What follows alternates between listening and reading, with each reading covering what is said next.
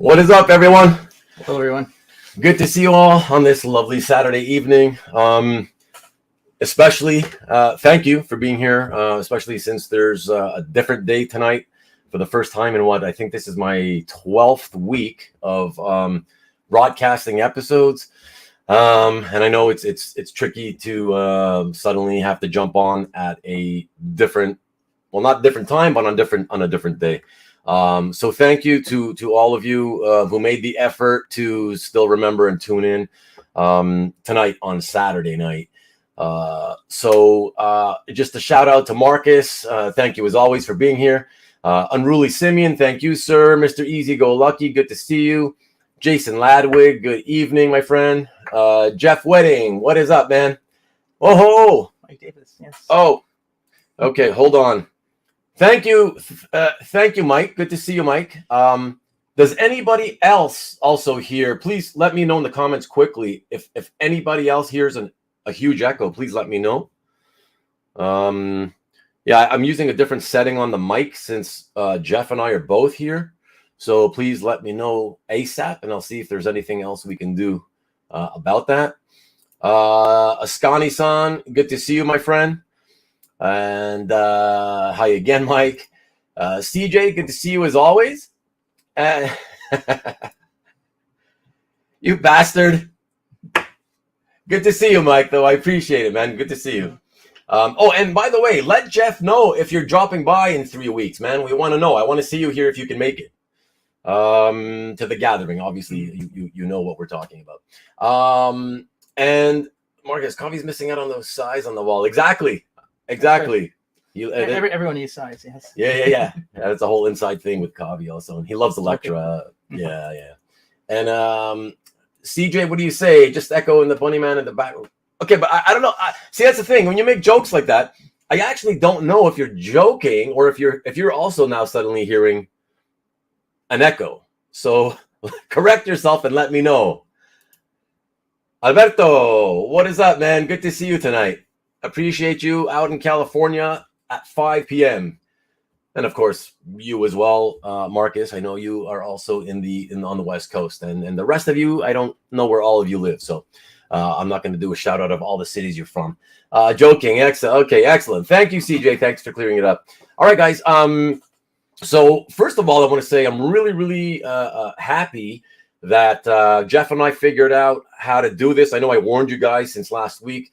We weren't sure if we were able to even get on air, but we're hardwired. We've made space here in the studio that Jeff works out of, and yeah, everything's good. So everything should be good tonight. It's a little weird for us because our connection seems slow, and we see ourselves on screen moving a second and speaking a second after we actually speak and move. So, but if you sense any weirdness, that's just on our end.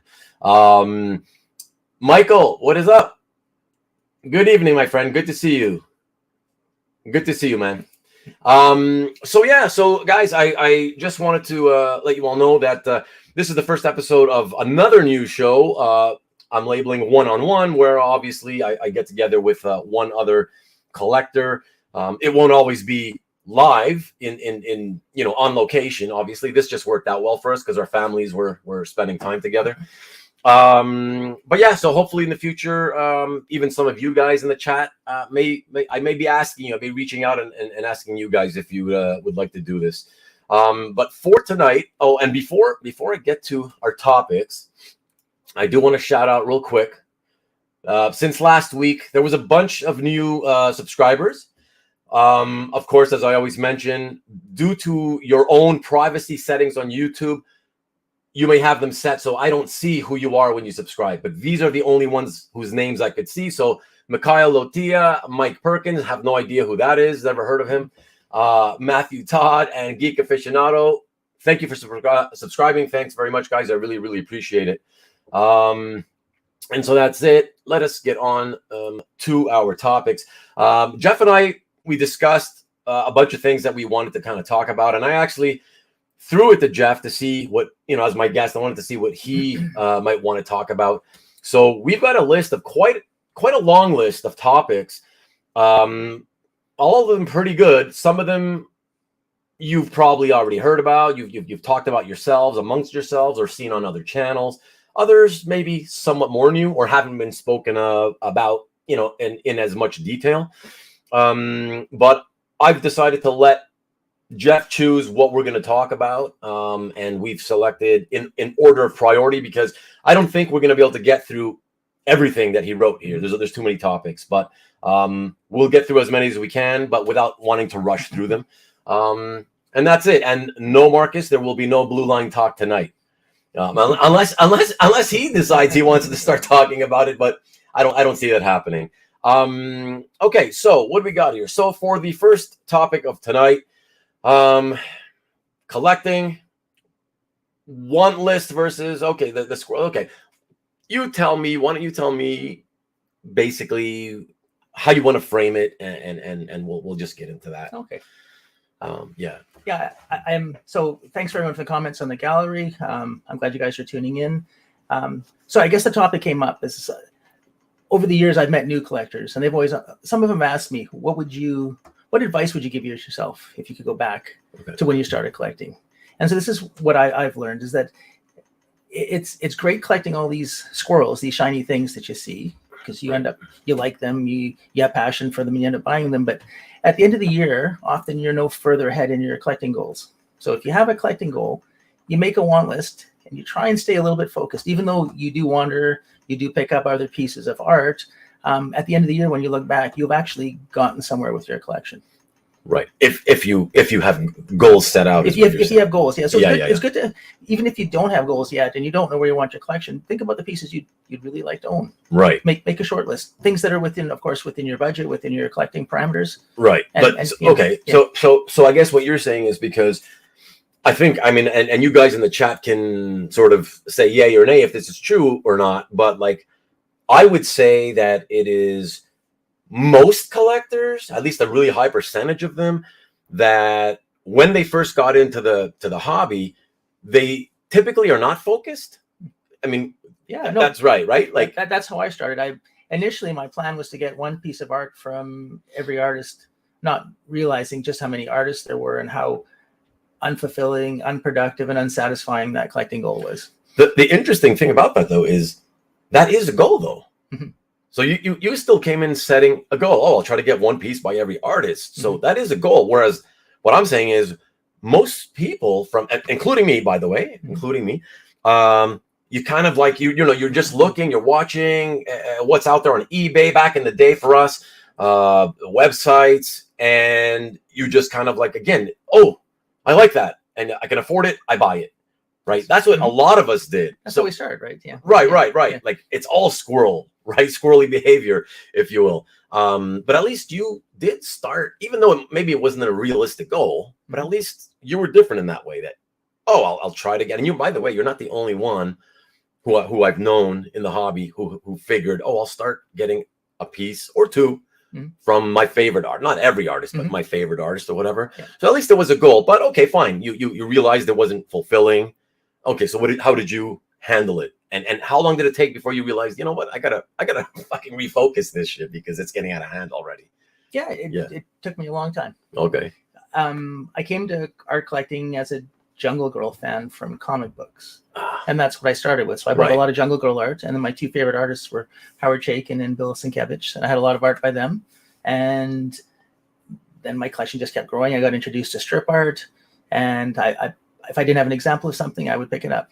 Mm-hmm. Okay. There were years literally where there was 6 or 7 packages arriving a week. Wow. I knew all the mailmen. 6 or 7 packages arriving per week, by the way. Yeah. Literally every day he was getting every day on average 1 package per day. Yeah. So yeah, imagine. Yeah. I knew my visa by heart because I just had to give it. How many of you guys know your visa number by heart, the 16 digits plus the expiry date and the CVS code or whatever you call it on the back, the 3 digits that they always need? Yeah, that's pretty crazy, Yeah. But that was when you were going. That was pre-focus. That was pre-focus. Okay. And, all of a sudden, I had 2,000, 3,000 pieces of art.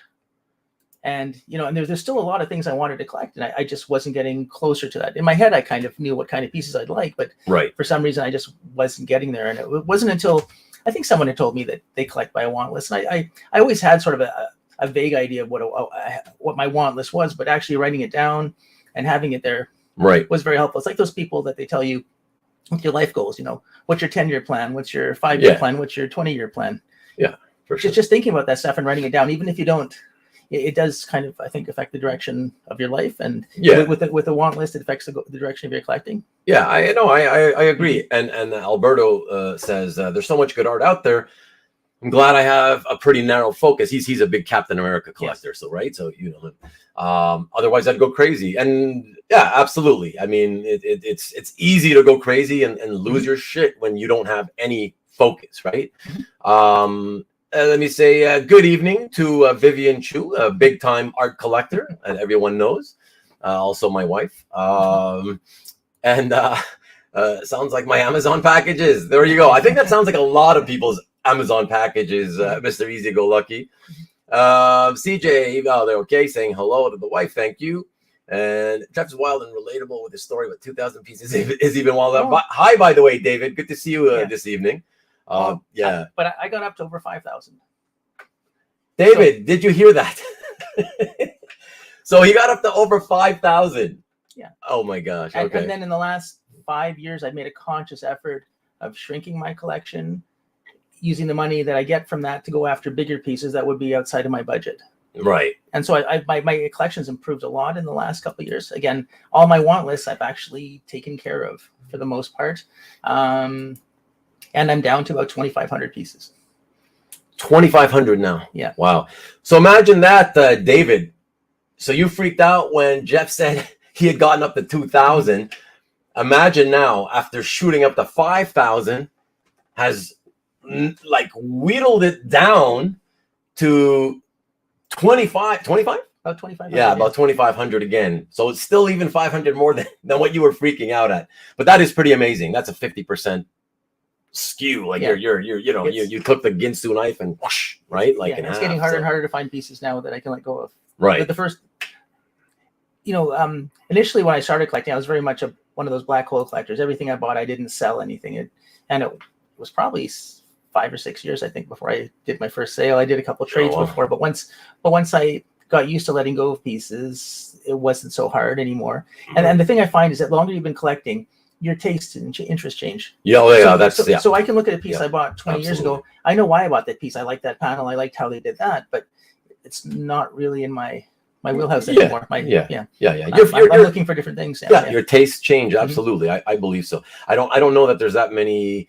I mean, for example, like Alberto, earlier was saying, we know he's a cap collector. He's always pretty much been a cap collector, but that's a narrow focus, right? So you wouldn't expect that to change. But when you have broader interesting or collecting focuses, I find most people over time do tend to they lose interest in one sort of thing or another and pick up other interests. And I'm envious of people that have a good focus like that. Yeah. A character or something specific. It's it would make my life so much easier. Yeah.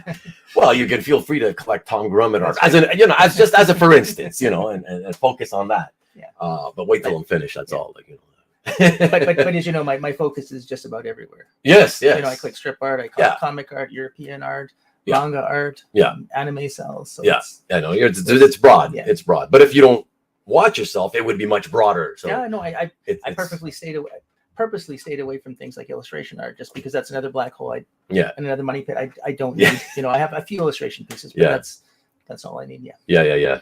Hello, good evening. Oh, sorry, actually, for you, good morning. I shouldn't be revealing where on the map you are, but hello, Comic Art Boston. Good to see you. Thank you for tuning in. I know it's not easy all the time for you, so I really appreciate it. Good to see you, man. Let me see a couple of the big collector is saying something. Yes, I am big collector. Ask me any question you want. Ask Vivian some questions, guys. She'll answer you like nobody's business. Hey, Mr. Rejek, good to see you, Brian. Time payments are a blessing when dealing with collecting artwork. Yes. Though having said that, I just want to make a point. I don't know if I want to say I'm proud of it, if that's the right word, but I have the trying to think here. Yeah, to the best of my knowledge, I don't think I've ever done a single time payment. I'm pretty sure I don't remember ever doing a single time. And I think it's just for me. And I don't begrudge any of you guys who do time payments. I just have an issue with, I don't like that feeling of owing people, for me. So it's just like, even if it's like interest free or whatever, like I've never liked owing somebody. So the idea of, I got to make another payment. I personally just never liked it. So I've avoided it, but I know how helpful they have been and can be, so. Yeah, I've done it a lot. Yeah, no, I know. Yeah. I sometimes have 2 or 3 on the go. Yeah. Oh, no, I know. And a lot of people do. Yeah. And it's often that when you're collecting, especially if you've got focus and goals, when it rains, it pours. Yes. So you're buying one piece, then all of a sudden 2 more pieces that you would normally buy outright show up, but now you can't do that. So you've got to, you've got to figure a way, because it might have been the first time you've seen these pieces in a decade or something like that. No, you let them go now, you won't. Exactly. Oh, no, exactly. Yeah. Exactly. And David, I want to say, no need to look for Jeff on CAF. If you just go right down here below in the description of the video, you will see I have placed the link to his CAF gallery. And as well, there's a link to his website. He has his own website where you can see a whole bunch of art as well, so. It's a really bad and old website. But yeah, well, whatever, it works, it functions, whatever. Right. That's the important thing. And the art's there. So better to share it on an old website than not to share it at all, I say. Right? Yeah. Yes. Well, what the website does is it actually brings people to me when they're doing web searches and stuff like that. Yeah. And so I've had estates contact me, relatives of people, or someone that's found something at a flea market and they don't know what they have. Right. And they've contacted me because of my website. Yes. So I know it has some use. It has. It's absolutely helpful to you. And what's funny is, like, you guys should all check out Jeff's, not only his CAF gallery, but his website, because you'll see what we're talking about. You'll see it's very old looking. But not like my website is that much more modern looking, right? But it's functional. It gets the job done. And I'll tell you guys one thing. For those of you, especially the few of you who like to sort of bitch and complain about, this website's so old, blah, blah, blah, right? I can tell you, this guy has been contacted by way more people who maybe, want to sort of wheel and deal with him than I ever have. Guaranteed. So it just goes to show, whatever the website looks like, it's really not the important thing. It's more about, like, do you use it? Are you active with it? And as long as you have a presence, that's really what matters, right? And I just want to answer Stanley's question here. Hi, Stanley, by the way, good evening. So which host began collecting earlier? The truth is, I don't think either of us could really say, because we like to say it's probably like around the same time, right? Yeah, I was about 98. Yeah. I mean, I was at eBay on 97. Maybe 97. I just can't remember when I bought that first sort of page. Because when I started on eBay, my main purpose was actually helping a local Montreal comic dealer try to sell stuff for him, and as a new avenue for sales or whatever. So when I then switched to start buying art, I don't remember, but Stanley, it's like 97 for me that I first started getting into it. I'm pretty sure for certain by 98 I had definitely started buying artwork. Absolutely. So we say it's got to be around the same time. And I also want to say, for those of you, which ties into another topic that we'll touch upon later, related to like sharing art publicly versus not sharing it, getting together and meeting other collectors. Just want to say that, so Jeff and I, the way that we sort of found each other online is I was selling art already in the late 90s, and he bought something from me. And I was sort of surprised because I not a lot of Canadians that I knew were buying art at the time. And so when I saw that he was Canadian, I said, oh, wow, it's interesting. Yeah, ultimately, whatever, you sort of connect, you speak, you talk. Next thing you know, I traveled. He's from Ontario, in the Toronto area. I traveled there a few years later to set up at a convention, and I met him there for the first time, and we get to talking, and we just sort of became friends because you with your shared passion, you talk about the common interests and stuff, and then actually I don't know if it was our first meeting, But at one of those shows, and this would have been like around between 2005, 2006, Jeff asked me while I was set up at that comic book show. He invited me. He told me about this collectors gathering, an art collector gathering that he hosts at his house every year, and invited me to it, even though we didn't know each other well at the time, right? And yeah, you were so open about that, and I was like, wow, like it was. Yeah, I was taken aback by that. I said, geez, some guy who doesn't know me that well wants me to travel to where he lives, and but also, just so you guys know, also the kinds of friends you can meet in this hobby. Not only did you, and this is not exclusive to me, of course, but not only did you invite me, like you invite a lot of people to your art gatherings. Because we live about, just so you guys know, get an idea of context. We live about 6 hours away from each other, so driving by car. And he invited me not only to come to his art collector gathering, but when I told him that, it's far away, it's too far for me to drive, and then just to attend the gathering and then come back home, he said, "Oh, I've got plenty of room. Just stay with me at my house. We got a lot of room." And again, that was like another amazing thing, because it's not something you expect from the random person you meet on the street. Let's say that's not sharing your passion for this hobby. So no, that's one of the things about the collectors I found. A lot of people have common interests, but they're very friendly. They're honest. It's different than any other hobby that I've been involved in. And so going back to that same first question about advice to give to new collectors, I would say get involved. Set up a calf gallery. It doesn't matter if your pieces are things that you think that don't hold up against other people's art or other people that have been collecting longer. I don't think that's important. It's just sharing the art, connecting with people. If there's chances to go to conventions and meet other collectors, that's a great thing. As Rubén mentioned, I host this art gathering every year. In the Toronto area, I have about 70 people on my mailing list now. And whoever thought there were 70 people in the area that collect art. And I know there's still probably dozens more that I haven't met yet. And at my biggest gathering, I was up to almost 50 people at my house. And every year we get together, I actually barbecue for everybody, beer and wine and whatever else, and then we just hang out and look at art and talk about war stories from the hobby. And at 2:00 in the morning, I'm having to push people out the door because it's getting too late. And then Rubén and Vito comes down, one of Rubén's friends from Montreal, and we're still up till 5 or 6 in the morning before we finally go to sleep. And that's it's a very long weekend and exhausting, but it's so worth it.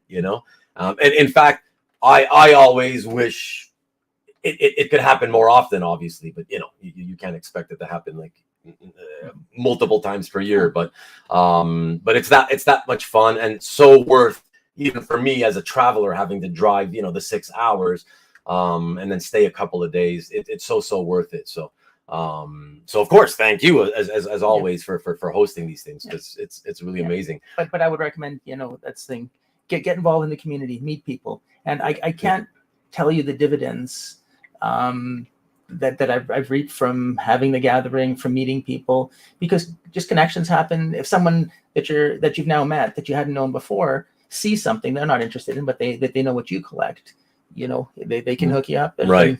Right. Well, it's right, because it all ties into that other topic, networking. Yeah. And so that's because I know there's a lot of people that don't share on CAF, and I think art's meant to be seen by others. I mean, obviously you own the art. It's up to you what you do with it. But my impression is it should be shared as much as possible and seen. Yeah. And that's seen, And that comes to the idea of like framing art versus just keeping it in portfolios. Obviously, you can tell I frame a few pieces, and as you can see, and this is literally a tiny portion of what he's got framed on the wall. So yeah.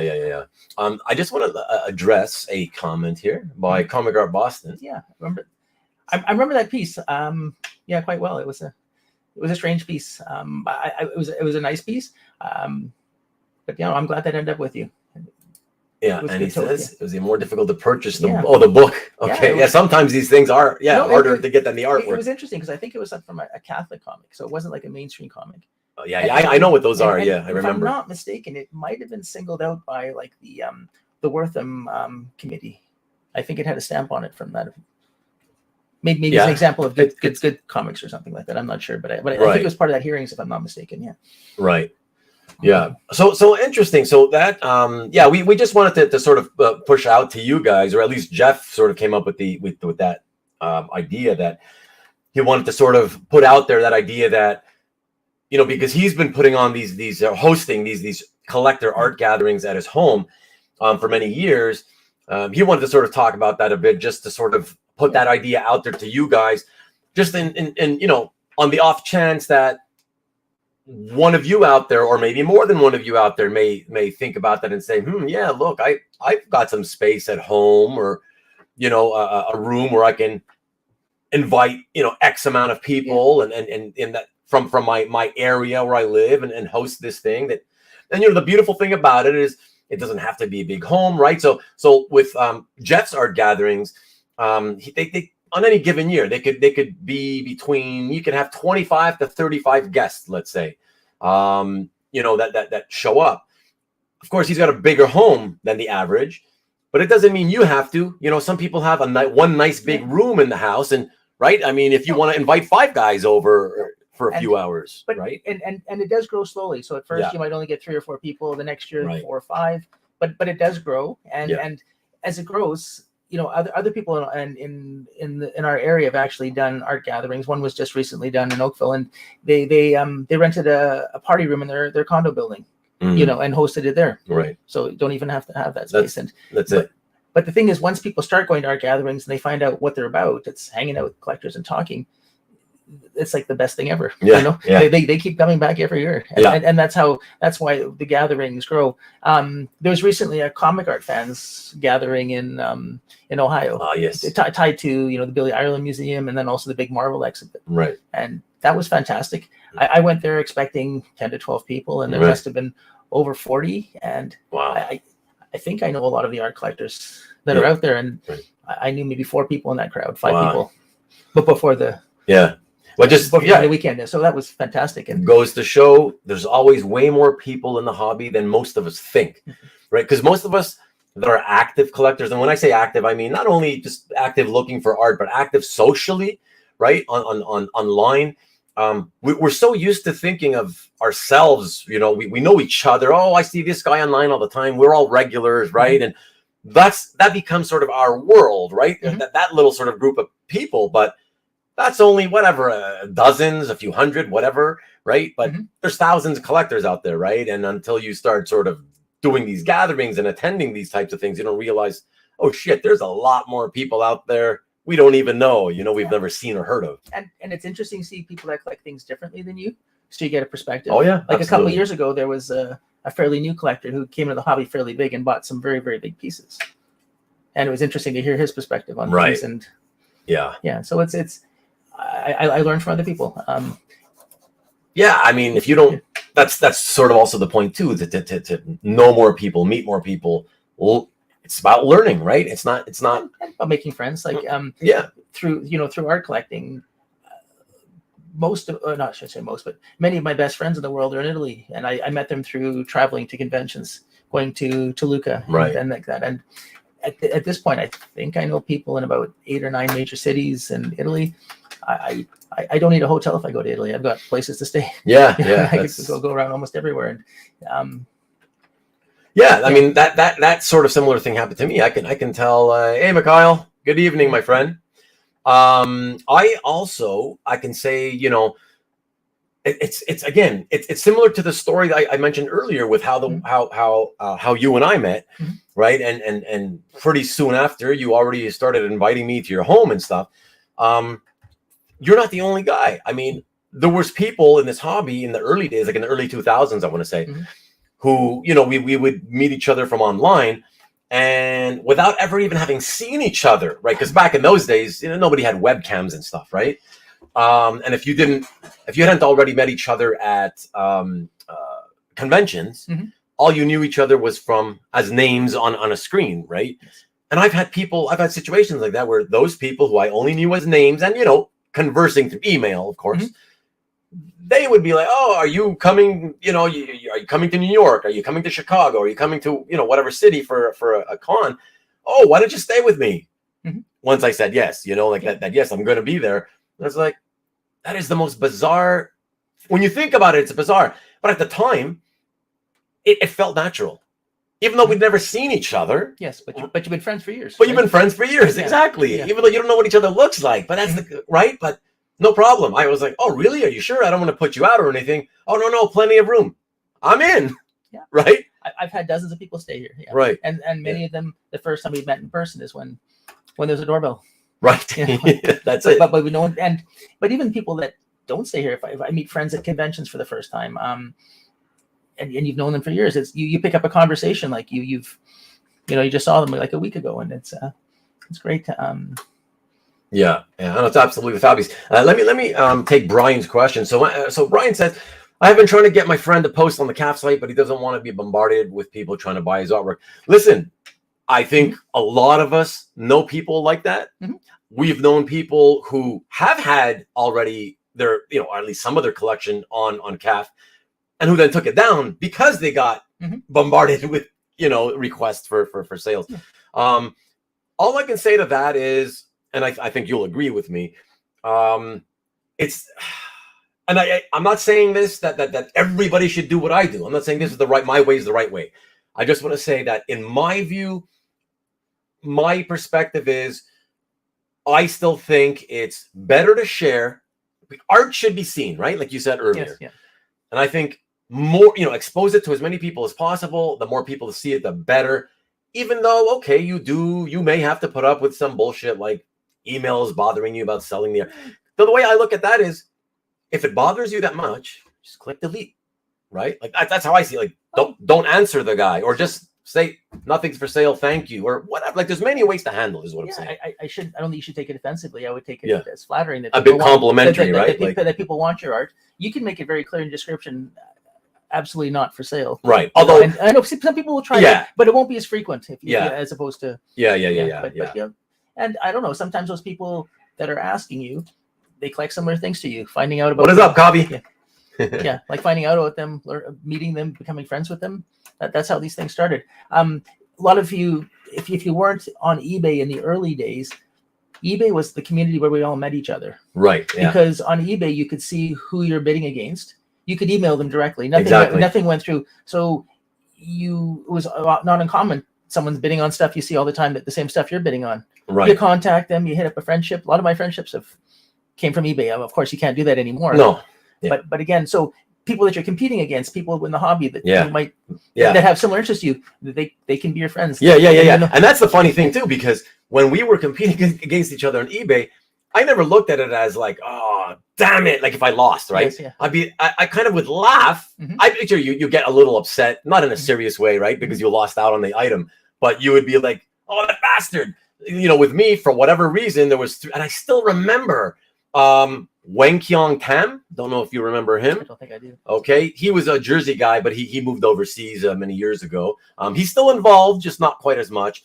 Tom at Fanfare, who a lot of you guys know, the dealer, Tom, he was also a collector, Tom Fleming. And the mighty Ben Grimm, he was known as Ben Grimm, and that was Michael Lovitz. Mm-hmm.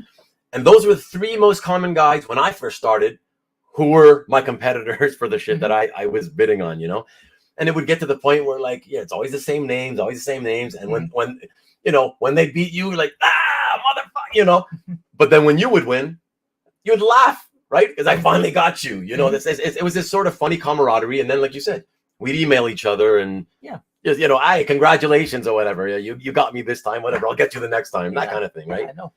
And so that was, again, part of the building community. And then eBay was a big part of that. I think eBay, for the most part, is irrelevant in the hobby now. It to me, it is. Yeah. I think there's some people who would say no, because it was great. But yes. Yeah. No, there's still occasional pieces that show up and things like that. But the amount of work you have to do looking through eBay to find something, it just doesn't reward. Yes, absolutely. Stanley, has everyone hosted Jeff or others in Montreal? No, because I don't have the space, unfortunately. But it's not just that. It's because in Montreal, I only know a good friend of mine, Vito L. Hey, Vito, if you're watching. And I just met I just met a new friend, Christian, also from Montreal. We found out, I found out that he was from the city. So I guess you can kind of say it's not really a gathering, but I have them to my house now. So, they come over to the house, they hang out, we talk art, or we go out in the park, like I've said a million times, and we talk out in the park, so it's not what I call a gathering, but it's a beginning, and who knows, maybe in the future it gets bigger if we find new collectors, And I'll say the one thing, it just takes one person to initiate this, right? Yeah. Everyone says, I'd like to do that, but they're all waiting for someone to do it. All it takes is just that one person. Last time I went to Vancouver, they've never had, as far as I know, any art gatherings in Vancouver. I just knew a handful of collectors in Vancouver. We booked a table at like the rec room, which is like just a big bar. Right. And we had like, I think 8 or 9 people show up for that. And we had a great That's time. pretty good. And hopefully that for a first time too, and right? maybe that's a catalyst for these guys starting to get together on their own and things like that. Right. So these guys had all seen each other online. They all knew they were in Vancouver, but they'd never met. Right. Or half of them had never met. Right. So right. Yeah, it grows. Yeah. Like you say, right? It's the impetus has to be there from one person saying, "Hey, man, all these things I keep hearing about these guys gathering and stuff. Nobody does that around here, but I know a few guys. You know what? I've got some room, or I'll make some room. I'll reach out. I'll invite these guys, and maybe we'll start something, right? Again, somebody's got to start it. Obviously, that's all it takes, right? You got to be motivated enough to say, I'll be the one to try to start it. So Jason is interesting. So I just met Jason. Hi, Jason. By the way, good evening. Hello. Thank you for coming by. And I'm going to be doing a show with Jason very soon. He's interesting. So Jason's a newer collector. Okay, I believe he said 2 or 3 years. But he's almost our age. He's only a few years younger than us, so he's coming in late to the hobby, which is I think very interesting. You don't hear that too often, So shifting from comics at this point in his life and into art, and he's really into it now. So we'll be doing for all of you who are interested, any other, particularly newer collectors. I'll be doing a show with Jason soon in the coming weeks. Focused on trying to help. He has a lot of questions for me, and he sent them to me by email. And I said, you know what? Rather than me write you a long ass response by email, as you know, I can get very wordy. I said, would you be willing to come on camera and do this on camera? Because it'll help a lot more people. Because I don't want to just help you, right? Yeah. I can answer your questions and help a bunch of other potentially new collectors. And he said, yeah, so awesome. So in a few weeks, we'll be helping him. So to answer this question, yeah, I would say it depends what you collect.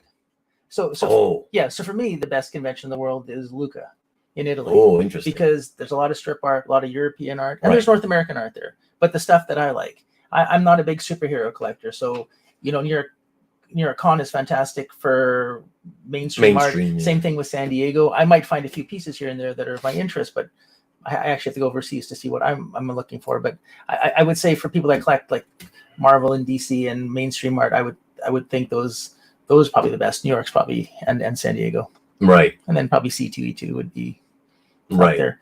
Yeah. I mean, I was. It's funny. I'm glad you took that question before me, because I was actually going to say, I was going to make it one of my rare short answers. I was going to say San Diego, New York City. Agree? But apparently not. No. It's to each their own, right? It depends on what you collect, like you said. But I think it's fair enough to say that if we speak for the masses, the most amount of people in the hobby who are, we could say mainstream collectors, would you agree that it is San Diego and New York? Yeah. Okay. Heroes is great if you're into sketches and commissions and things like that. Right. Dealing with the artists themselves. Yeah. So the great art show, and it's a great place to network with collectors as well too, because it was a very collector friendly experience. Right. Yeah. That's the Heroes show in Charlotte, North Carolina. For anybody who doesn't know, I've never been there myself. I was going to go, but I canceled. But yeah, I'll get there eventually. That's supposed to be a really fan friendly show. It's So, okay, cool. Let me check out a couple of comments here, because I wanted to Marcus. So Marcus has said, when we were talking about the whole, the thing that Brian had brought up about, Brian's friend is getting emails. Oh, sell me this. Yeah. Right. So Marcus says, well, sign up with a separate email. So correct me if I'm wrong, anybody, or you, Jeff, but if we were to do that, if you were to do what Marcus says, then isn't the problem though that, because I'm assuming, Marcus, that you're talking about a separate email that you typically don't use as your main email, right? But if you don't use it as your main email, then aren't all the people who leave you comments on your art, right? You're not going to end up getting those messages, those notifications and stuff, right? Yeah, I don't know how comic art fans is structured in terms of the email you register with and changing it to a different email. Right. Okay. Yeah, I don't know. Right. If you can, but I don't know. I respond to all those emails always. It's just polite. No, thank you. Yeah. I appreciate your offer, but it's not for sale. Yeah. I'm one of those people who, like you, I will reply. I don't mind if somebody asks me if they want to, do I want to sell? It doesn't. Frankly, I've never really understood that. Like, some guys literally get offended. They feel offended. They get angry that people ask them if they want to sell their art, especially if it says NFS. And I kind of understand, but I don't get angry. I don't think it's a reason to get that upset, Yeah, no, there's a couple. It's flattering. There's a couple of collectors that maybe a bit more persistent, or every 6 months will ask again and again just to. Sure, like, those guys you could get angry with. I don't. But I know you don't. Yeah. No, I know. But it's more understandable at people like Brian's friend that they would get angry, let's say, or upset with those types of people, right? They're super persistent ones who never give up, even though you've told them no, right? It's because at a certain point, it's no doesn't always mean yes eventually, just because you persist, No, but sometimes it does, and that's what you're saying. And that's why they do it. And once or twice it worked. Right. That's the problem, because those guys break people down, and when they see, oh, it worked, that's why they do it, right? Yeah, it worked. Or sometimes people just happen to catch them at the right time. When I just bought something, I need to sell something. Okay. Yeah. But yeah, I get it. But don't be a pest. No, exactly. Trying to because you don't make friends that way. That's the thing, is if you're one of those pests who keeps soliciting and bordering on harassment, you're not going to make friends, obviously, right? And you're going to be kind of a pariah in the hobby. Be a citizen, right? Again, get involved, leave comments on people's galleries. Exactly. Send emails to galleries that you like, even just to say, hey, I enjoyed going through your gallery. I like the art that you had. Just to make someone's day. Right? Yeah, exactly. And Marcus is really, really great at that, right? And I not to pat myself on the back, but even before Marcus went nuts last year with his comments, I've been very active leaving comments for the last since 2016. I made it a point to leave as many comments as I can on and I believe there's something such as collecting karma as well. Karma, for sure. You do good things to other people, you treat them well and things like that, and good things happen to you. Yeah, absolutely. And of course, the opposite's true as well. If you're if you harass people, if you're an ass. Yeah, exactly. Yeah. All right, Alberto says, I'll admit it, as my collection has grown, I don't jump to scan and post my. All right, but no worries. That's different. That's a slightly different kind of topic. It's like a subtopic of what we're talking about, because a lot of people can say the same thing, Alberto. That's not the same as saying, oh, well, Alberto doesn't, he's not friendly. He doesn't show his artwork or whatever. Like, he's plenty of artwork, right? He's got tons of artwork, I know. Right? So you've got a lot of art you're already sharing. You've been sharing for years, right? So it's not the same thing. If you don't, and remember, there's no rule that says, oh, if you share your art somewhere online, you have to share it all, right? So it doesn't matter as long as you share some, right? And just be out there in the community, right? And be a part of it, basically, right? Yeah, absolutely. Yeah. What else we got here? So David says, sharing is caring, and just because I love a piece doesn't mean I want to buy it. That is very true too. Buyer but a fan first. Very good comment. Thank you. And what did Comic Art Boston say? David, there are some pieces I would really, really like, but if I know the person, or I think you meant really like, but if I don't know the person, I won't. Or if you know the person, you won't even ask. I'm not sure. Clear that up for me, Comic Art Boston. I want to know if you're more comfortable asking somebody you do know or somebody you don't know, because that's interesting. I would ask anybody. I don't know how would you? Yeah. You don't feel it has to be somebody you know, or it has to be only strangers, or no. Getting to know people, they're, because if you know them, if they're not, something's not for sale, you might actually have something that they want, because you kind of know what they've collected and things like that. So sometimes one of the rules, not the rules, but one of those axioms in the hobby is that there's art that you can't buy out there, but you can trade into. So you get something, sure. But you couldn't spend enough money to get that out of someone's collection. But if you had something that they wanted, right, you might be able to free something up. Okay. Right. So yeah. No, that makes sense. I think, of course. Yeah. So having the art that those kinds of pieces. It's absolutely, yeah. Mikhail, you're really, wow, that's so cool. We can be friends now. We weren't friends before. I'm insulted. And by the way, Mikhail's going to be a guest on one of my shows. I have 2 shows next week. We'll talk about it later. But yes, I thought we were friends, but I guess not, and I feel offended. But actually, this might be a good segue. Perfect segue, excellent. Oh, this is all working like really, really nice way. Everything's sort of like flowing into each other. We have another topic to get into that now that Mikhail mentions his wife.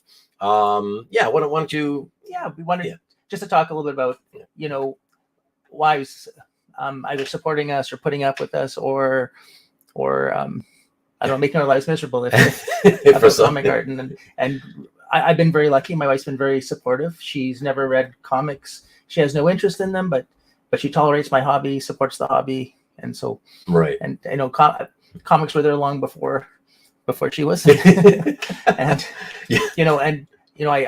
I sold Hulk #1 signed by Jack Kirby to buy my engagement ring. Nice. When I was in medical school. Right. But you see, there you go. That's why that's what did it. That's right. That's what showed her that this guy, not only this is the man, but if whatever he collects and buys, I'm not going to say shit. He did the right thing when the time counted, right? No, yeah. I do spend a lot on this hobby, but it's never money that's taking away from anything. Yeah. For the family and things like that. Yeah, for sure. I mean, same thing with me. So he and I have pretty much identical situations, and we just wanted to sort of talk about that, and we were curious about what sort of some of you guys, what your situations are. And obviously you don't have to tell us if you don't want to. But just that whole topic of, if you have a partner, whether it's a husband, a wife, whatever, what's the situation? Do you collect with support? Do you collect without the support of your partner?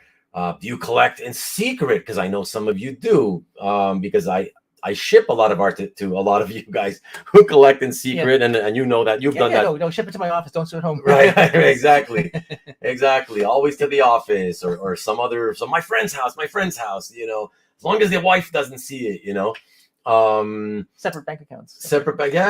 Yeah, that's it. So I just wanted to kind of bring that up real quickly. It's not like a long topic, obviously, but if any of you have anything to say about that, let us know in the comments. But quite a few. I mean, it's the minority. I would assume it's the vast minority still. Mm-hmm. But over the years, the 25 years in the hobby, selling and sending art to people, I mean, I've lost track of how many people sort of admitted to me, not just that I was sending it for those, and it wasn't just assumptions on my part. Mm-hmm. Sometimes I assume because of the way they speak and behave, but I've had plenty of collectors just straight out tell me it's about hiding it from the wife or hiding it from the husband. We know collectors that wives just hate this hobby. Yeah. They see it as something taking away their time with their partner. Yeah. Taking away the money, taking away their interest. They're more interested in looking at art than watching TV or doing other things. Yeah, exactly. Hey, Rob.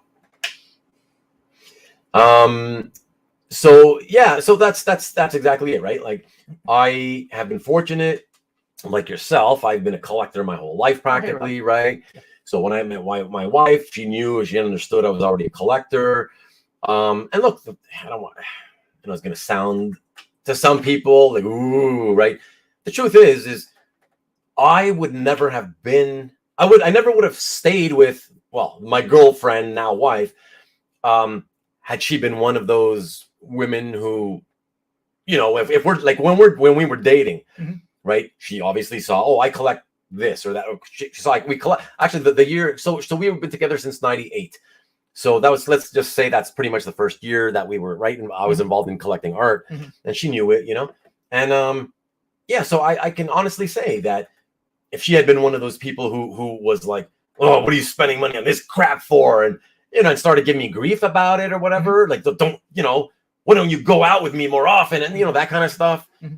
It would have been over. Mm-hmm. I mean, no, this is the truth, though. Yes. I don't have any. I don't think there's any reason to say there's shame in saying that, right? Like, because that's, like you said, that was there before any woman, right? It's been part of my life since forever. I'm not just going to give that up for somebody, right? So if someone gave you that ultimatum, it's me or the art. That was an easy choice, right? Exactly. Goodbye. Good luck in your future, and I hope you find someone else that's was as nice as I was to you. You know. But yeah, so yeah, that's it. Okay, so I haven't seen too many, if any, comments about the wife thing. I think it's a kind of a touchy subject, and I can see people not wanting to sort of talk about it. Hey, Ron, good evening. Opposite Alberto, I can scan everything and post it usually within 2 weeks. Exactly. It's all depending on whether you're in the mood or not. Some guys love to scan, other guys hate the scanning process. You know. Okay. You had a question. So Derek, by the way, hi Derek, good to see you, man. Does Jeff's website sync with CAF, or are there different pieces? I think it does. Okay. Yeah, it does. Oh, sorry, but what you see in my CAF gallery is probably 70% of my collection. I post things that I think would be more interesting there. I have smaller pieces, some illustration stuff that I don't post, or if I have multiple examples of something, I might only post the best one or two on Comic Art Fans, and then the rest will just be on my. So my website should actually be comprehensive. While right. Yeah, no, it makes sense. Ron is telling Alberto, I don't have a large format scanner. See, he's trying to stick it to you, Alberto.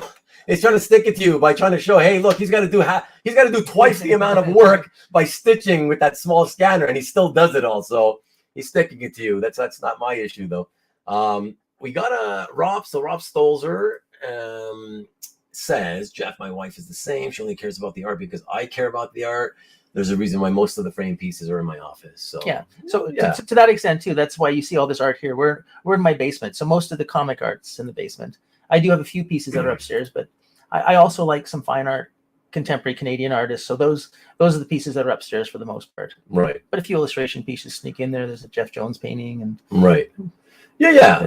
But I mean, you're fortunate in the sense also that where you have, like, it's the basement. And it's spacious enough that there's a lot of room. Yeah. There's a lot of room that, you know, like not like a lot of us who kind of, you know, if our spouses say, okay, sure, right, even if they're nice and okay, sure, you know, have this. It's usually like have this room, right? But your basement is like the equivalent of like a few rooms kind of thing, right? Yes, so it's the way it's shaped and laid out. So you're very fortunate that way. So it's awesome, you know. Okay, Comic Art Boston about the whole wife thing. No secrets. no secrets. No. So that's true as well. So if my wife ever asks me what I paid for something or I'm going to pay for something, I tell her the truth. She's learned not to ask because she doesn't want to know. but I would never. Right. Yeah. No, you don't want to bullshit those. Right. You know. Well, then that's the thing. So for those of us who have been fortunate enough that our spouses supported us all this time, the more reason you don't want to bullshit them. Right, like they've been nice enough to sort of go along with it, and even if it's just tolerating it or what have you, you know, however you want to put it, I think it would be wrong of us to sort of BS them, right? And sort of, so I guess I would say for the people who collect and don't have supportive spouses, but let's say they don't do it in secret, right? But they just sort of get chewed out all the time, kind of thing, by the spouse. Any advice for that type of sort of situation? It's tough, right? Because exactly. So I say, you know, again, they're tolerating it. I don't think it's ever going to change, right? I don't think that kind of spousal situation is ever going to get any better. But I would say, you know, don't BS. I would say don't BS is the only advice I would give is right. Because they're already tolerating it, right? Don't start playing games behind their backs and stuff, you know? Yeah.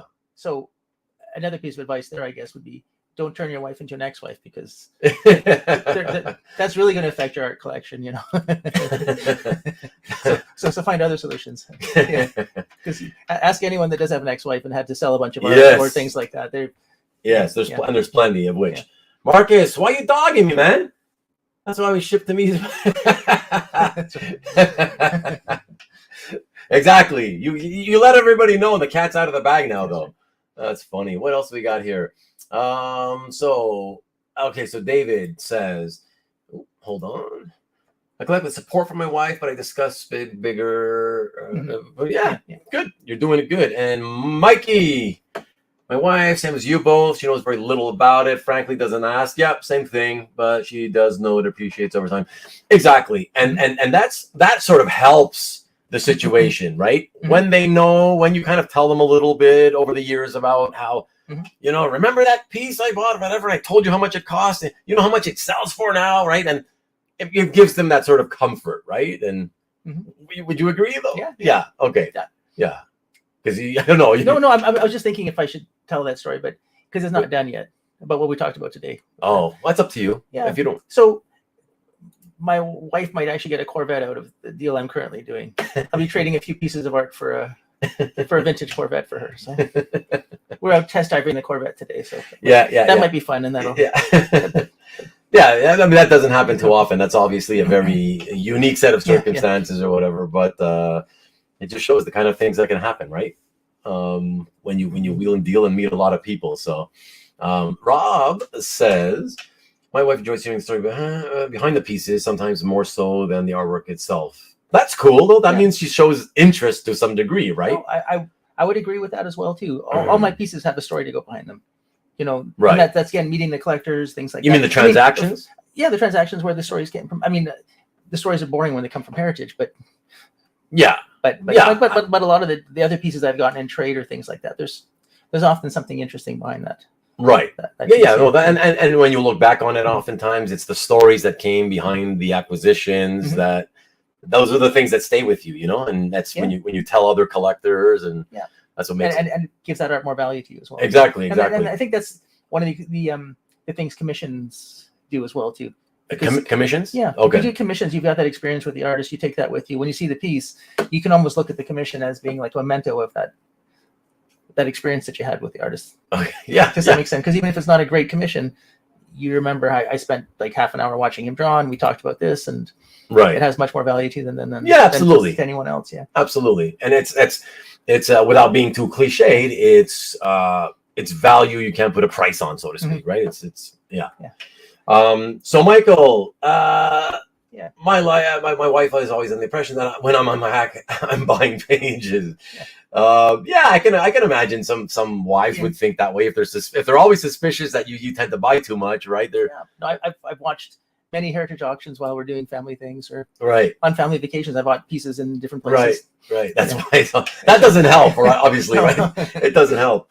So it may sound cliched, but the old saying that love conquers all often rings true, I would think. Yeah, I would say so. That's fair enough. Alberto says, my girlfriend knows that I collect art and she enjoys seeing it, but I try to avoid mentioning how much some of the pieces cost. Interesting. Okay. Yeah, there's different sort of, that's it. There's many different dynamics with the relationships, you know, with art collectors. So Ron says, I bought my wife a few pieces of art. Me too, by the way. Me too. And you as well. And that's pretty cool too. So she has them framed and has a little nook where they're framed. Yeah, that's awesome. What else is there? Hey, good evening, or good early evening to you, Mark, in California. California, no basement. And Brian says, plus if Jeff's wife kicks him out of the bedroom, he has a great place to sleep. That's right. I got to try that out during COVID. Yes. Let's don't get it again. That's right. But Mike, yeah, exactly, right? It helps to not have a shared bank accounts. Exactly. And it's funny. It is funny, but it's like half serious, half joking, because it is true. Because especially for the ones who like our wives tolerate it, they may tolerate it, and you know they don't sort of like, you know, if we're lucky enough that they're not sort of sticking their noses into everything, asking, hey, what did that piece cost? Every time the FedEx guy or the mailman comes by, right? If we're lucky enough to have those kinds of wives, it still also does help that if you keep, if where you pay your art from is not exactly the same account that the wife is always constantly using. Especially if you do a lot of transactions. Exactly. Absolutely. So yeah. But of course, that's not something you can force, right? You either were together when you all the time that since the relationship started, you either had a certain way that you guys did your banking, or right? You can't start saying after you've started collecting, or after you guys got together and you've already been collecting for years, and suddenly, hey, honey, I'm gonna go open a different account. So right, they're gonna know why you're doing it, right? And so that's sort of going the dishonest route as well. So good. So that's what else we got here going. Let me see if there's a couple of other. Say that again. Oh, yeah, Ron said, as long as the mortgage gets paid. Yeah. Oh, there you go. Yeah, there you go. As long as the mortgage gets paid, what I spend is my own business. Very well said. Well, yeah, look, I mean, there's what I always say is, if you're lucky enough to have somebody who tolerates, at the very minimum, tolerates, if not supports, then you absolutely should never put them in financial straits. You never put your family in financial straits, right? Like you know, if you're somebody who's in a situation where you're kind of living, you know, month to month type of thing, and you have just enough money to pay the bills, clearly you shouldn't be spending on another piece of art if you're that tight. You know what I mean? Like that's basically it. So okay, so sounds good. Why don't we take that too and talk about another one of the topics, unless there's anything else you want to say to that? No, I don't think so. No. Okay. Exactly. Okay. So you want to hit the topic of exit strategies? Yeah. Okay.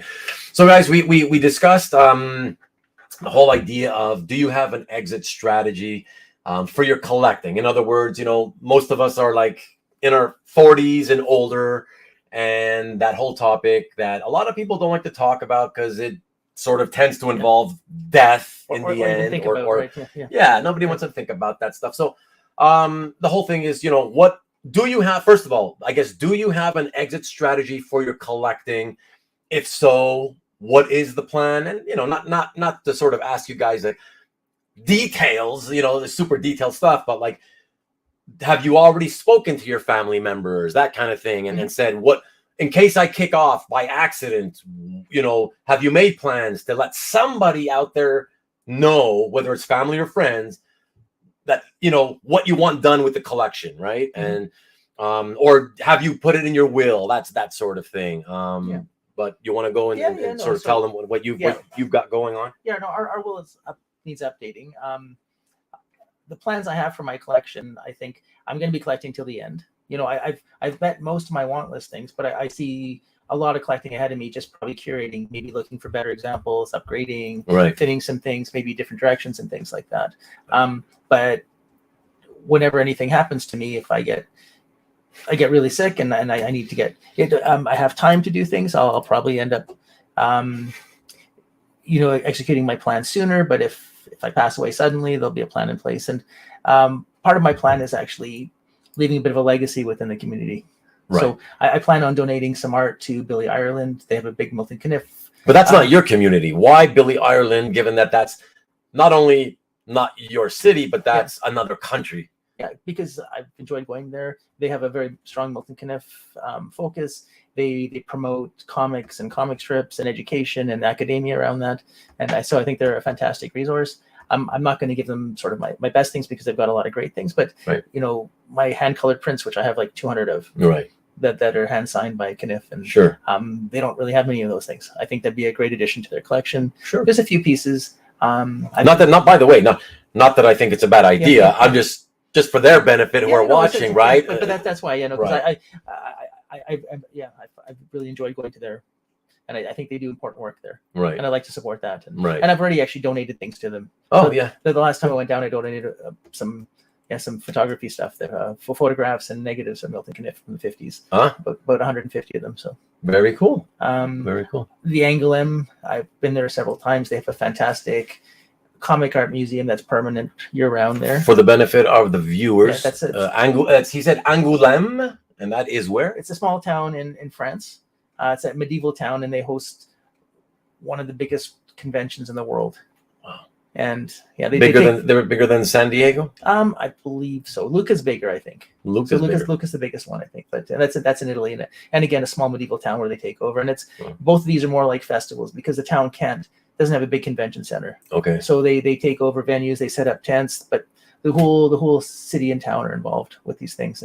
But Angoulême has a huge museum. They put on fantastic exhibitions every year. There's at least a dozen high quality museum exhibitions of different artists. And that museum has a lot of stuff, but not a lot of North American strip art. So I'd like to send some things to them. Yeah. That's nice. And then you help them to round out their collection. And then I think the kids, if there's my kids like manga, they've read some comics, but they never really got into the hobby. They'll hopefully take a few pieces, and then the rest will probably end up being sold. Right. Yeah. Okay, that's a not only generous but a well-rounded plan, right? And I think the important thing for me to take away from that is you have a plan. Mhm. That's the most important thing, right? Because a lot of guys don't. There's a lot of guys making jokes about it, of course. Okay. But I'm assuming Alberto this is a serious one. My 14-year-old son has told me he wants to carry on with my collection and keep adding to it whenever anything happens to me. If that's serious, that's really cool. No. That's great. Yeah, we'd love to have kids. Yeah, exactly. To keep the torch going. But yeah, exactly. Because I know my child is not likely going to continue collecting on my behalf and adding to the collection. So that's pretty cool.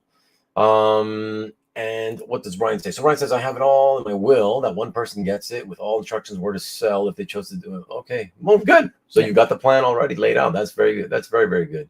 Exactly. Where Marcus? Oh, He wants a where's Viking- Marcus? he Let's put this up. He wants a Viking funeral. Yeah. Oh no! Stuff all my orifices with as much art as possible. That's not what are you doing? Where's That's this right. other? Well, that was a different show. Also, Ruben, that he will get the Titan splash if I die. Nice. You better put that in writing, Brian. Yeah, Tom Grummett piece, of course. Okay. You know. Okay. Is Nightwing on it? And no. It's actually, it doesn't have any of the Titans. It's all the villains. Okay. Yeah. David says, even though I would love to be a copycat of Nick, but don't forget to press actually be a copycat. I haven't asked one so far, but yes, please.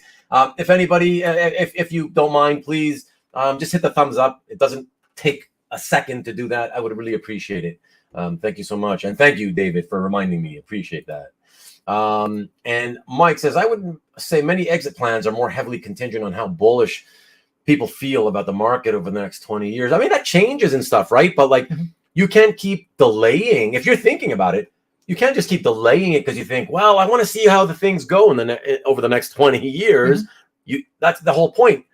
The time to do it again is now, because most of us are at least in our 40s or older. Yeah. Right. So get at least a basic plan. Because don't forget, at least with a will, you put a will together, you can then pay a little money. You have to, if you have to go visit the notary to make some changes, you pay a little more money and they make a few changes, and you can always update it, you know. I think Mike maybe mentioning that, I mean, alluding to the fact that, you know, we all have a fair bit of equity involved in our collections. Right. And then taking that equity out, when's the best time to do that? Do you wait till till wait things are over, or is that equity that you need in your later years, and you can be selling off your stuff? Right. You know. Right. Depends on how you structured your finances and things. Yeah. So Rob says, I've been collecting for 40 plus years and plan on collecting for another 10 to 15. That's interesting. That's nice, Rob. That's cool. After that, if my son wants anything, it's his. Cool. Yeah. Listen, there's no wrong. Well, I guess there could be a wrong way. The Viking funeral. But the Viking funeral proposition, exactly. Absolutely. But he says also, if there are grandchildren, sales will go towards college funds, which is, we always say that art's not the most important thing, you know. No, your health and family, they should always come first. And no, exactly. And exactly. Yeah.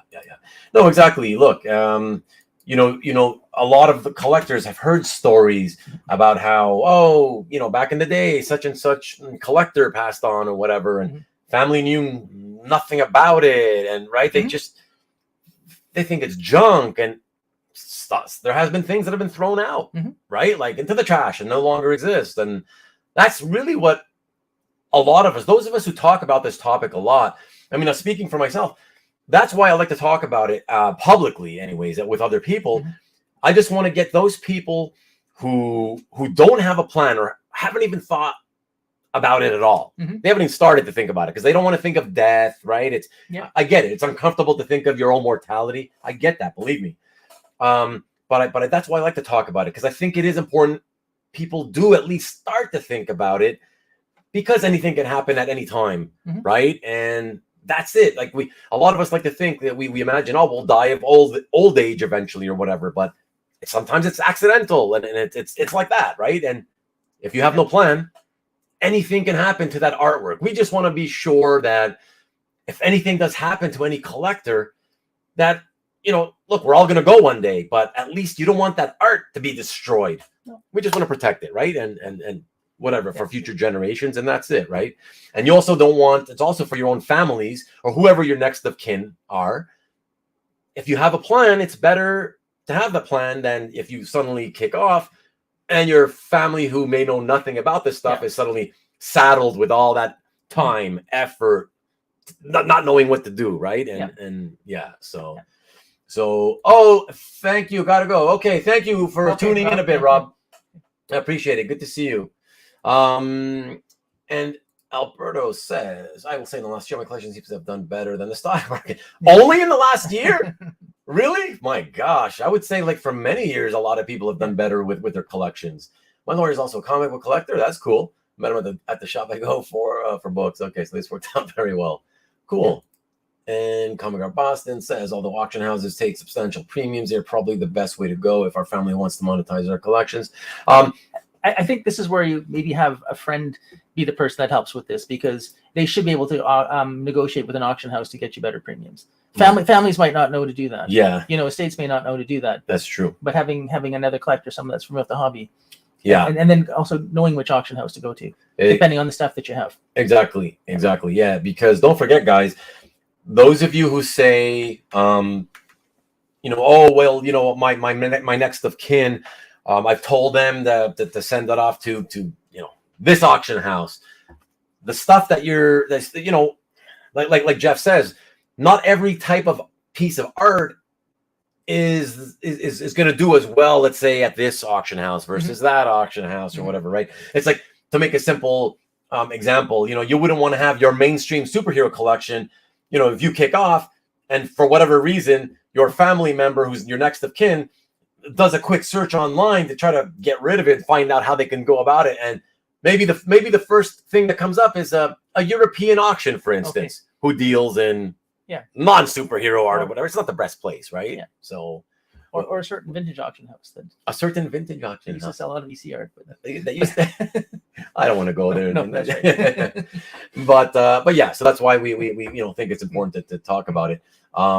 What does Marcus say? So someone should go with the business of handling estates. Oh, you mean somebody in this hobby? I don't know. I mean, there's plenty of people that handle estates. I mean, but if someone could be a navigator, for people.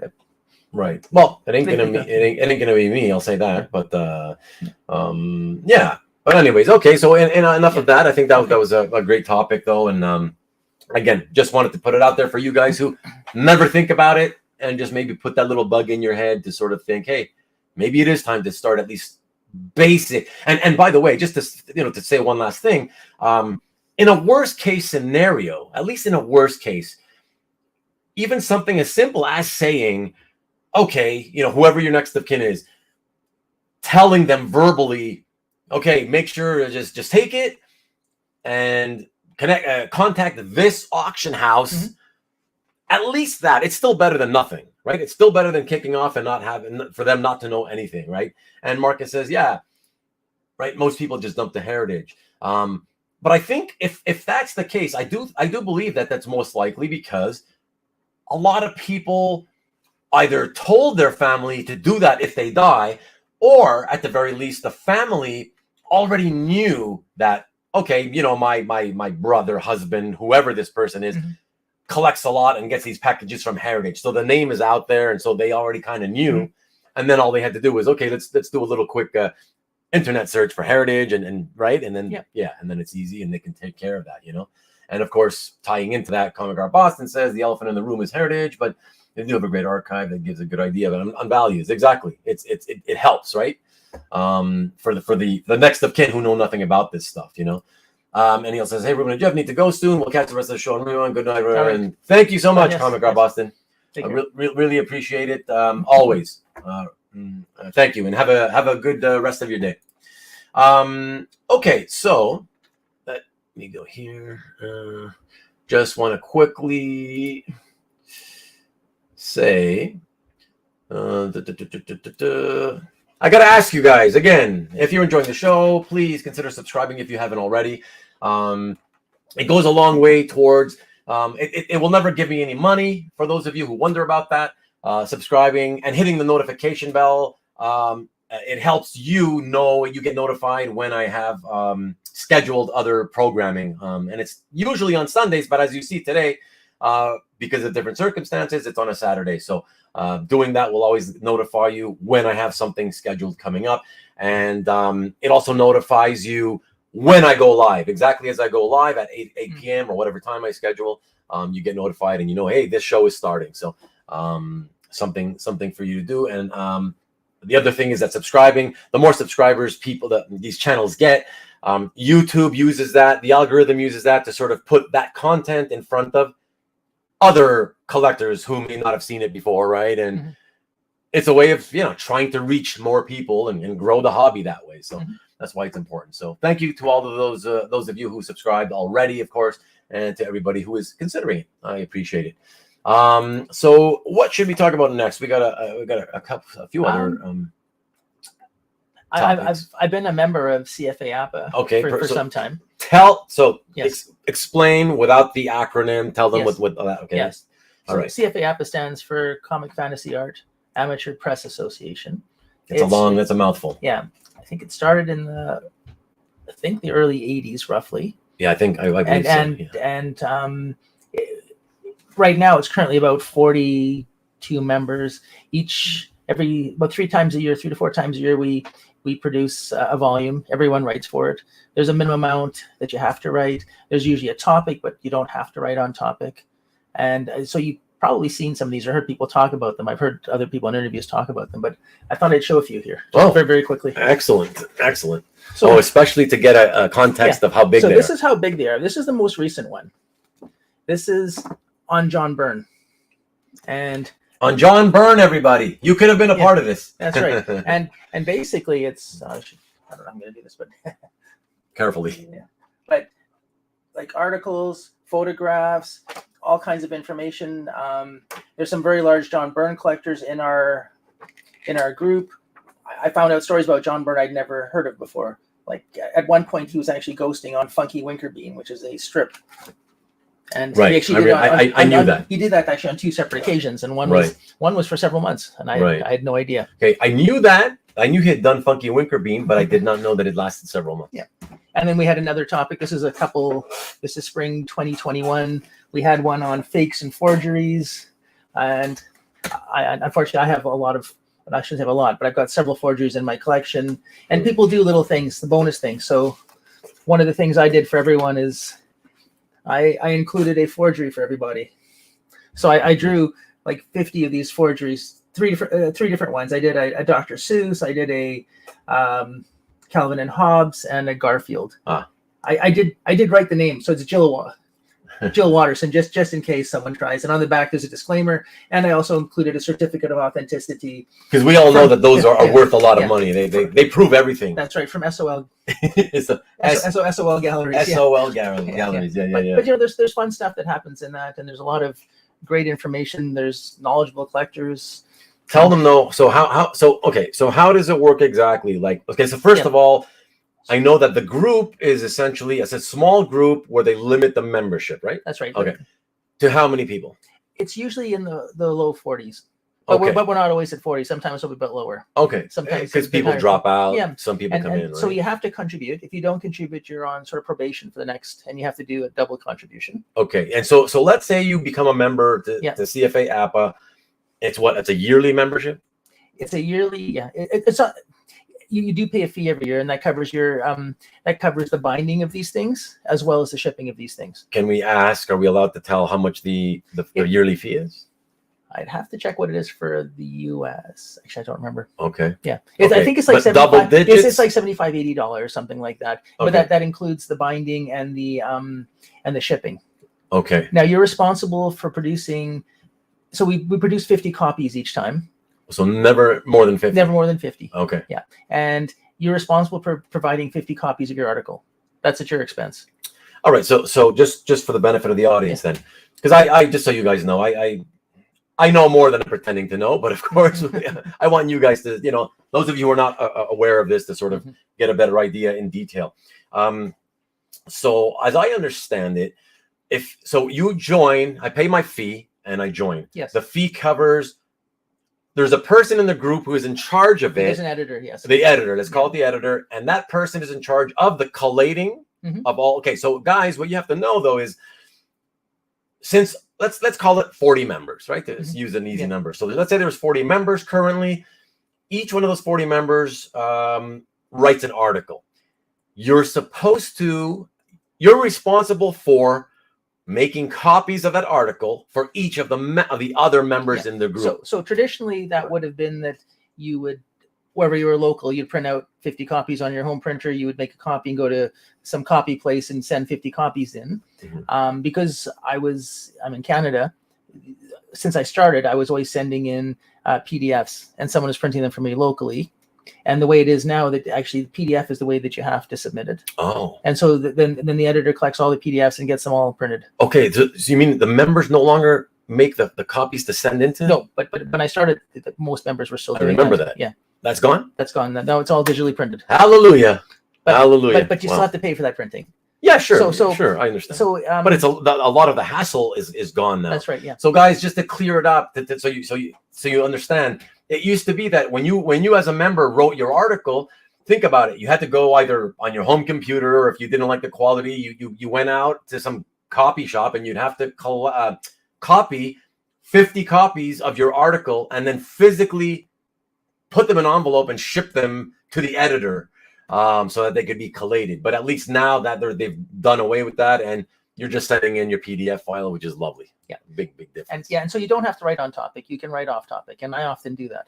Okay, so and what he means by that is, so the latest issue, yeah, John Byrne, all about John Byrne. Again, look how thick it is.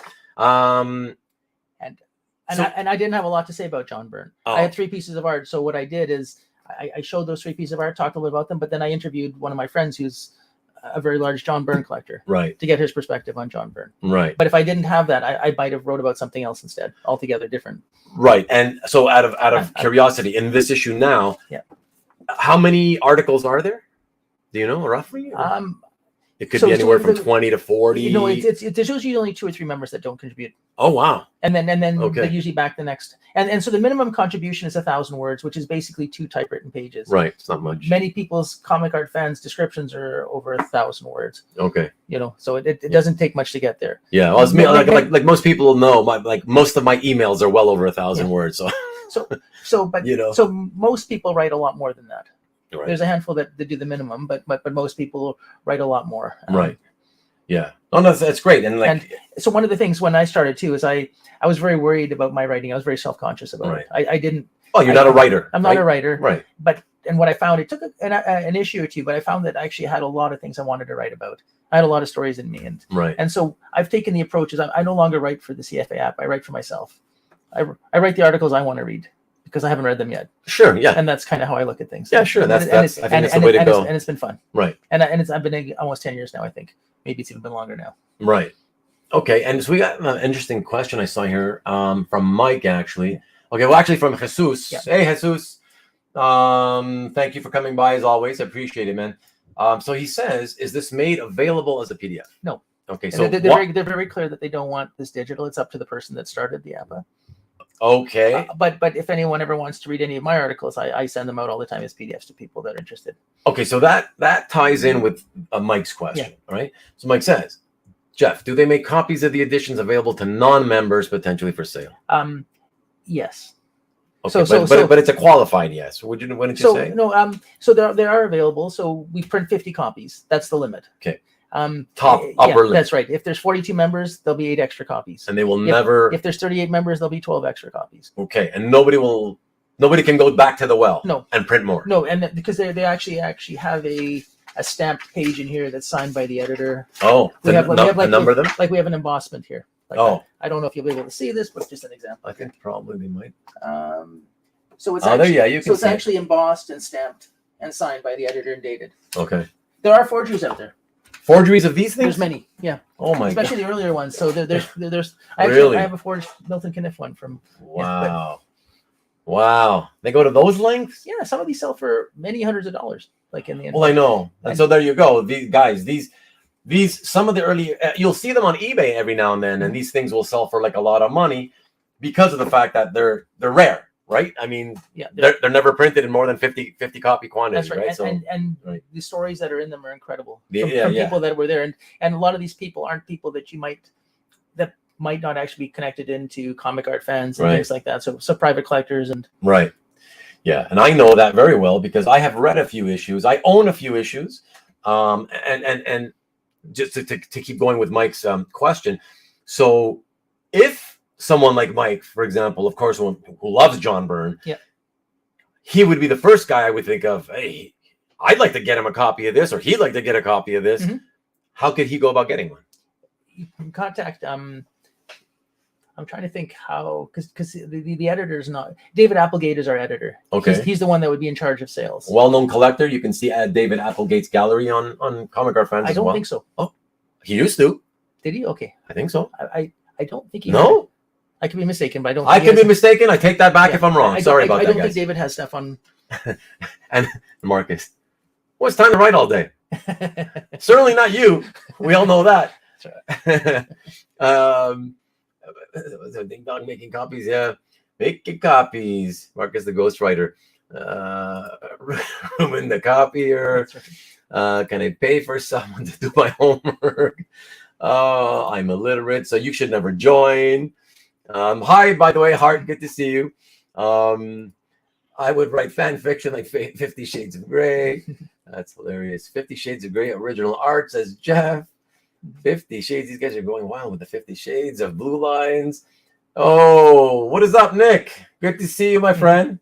Thank you. Oh, and let me take this opportunity of a perfect segue to give a little shout out to Nick, who I will put a quick URL up here.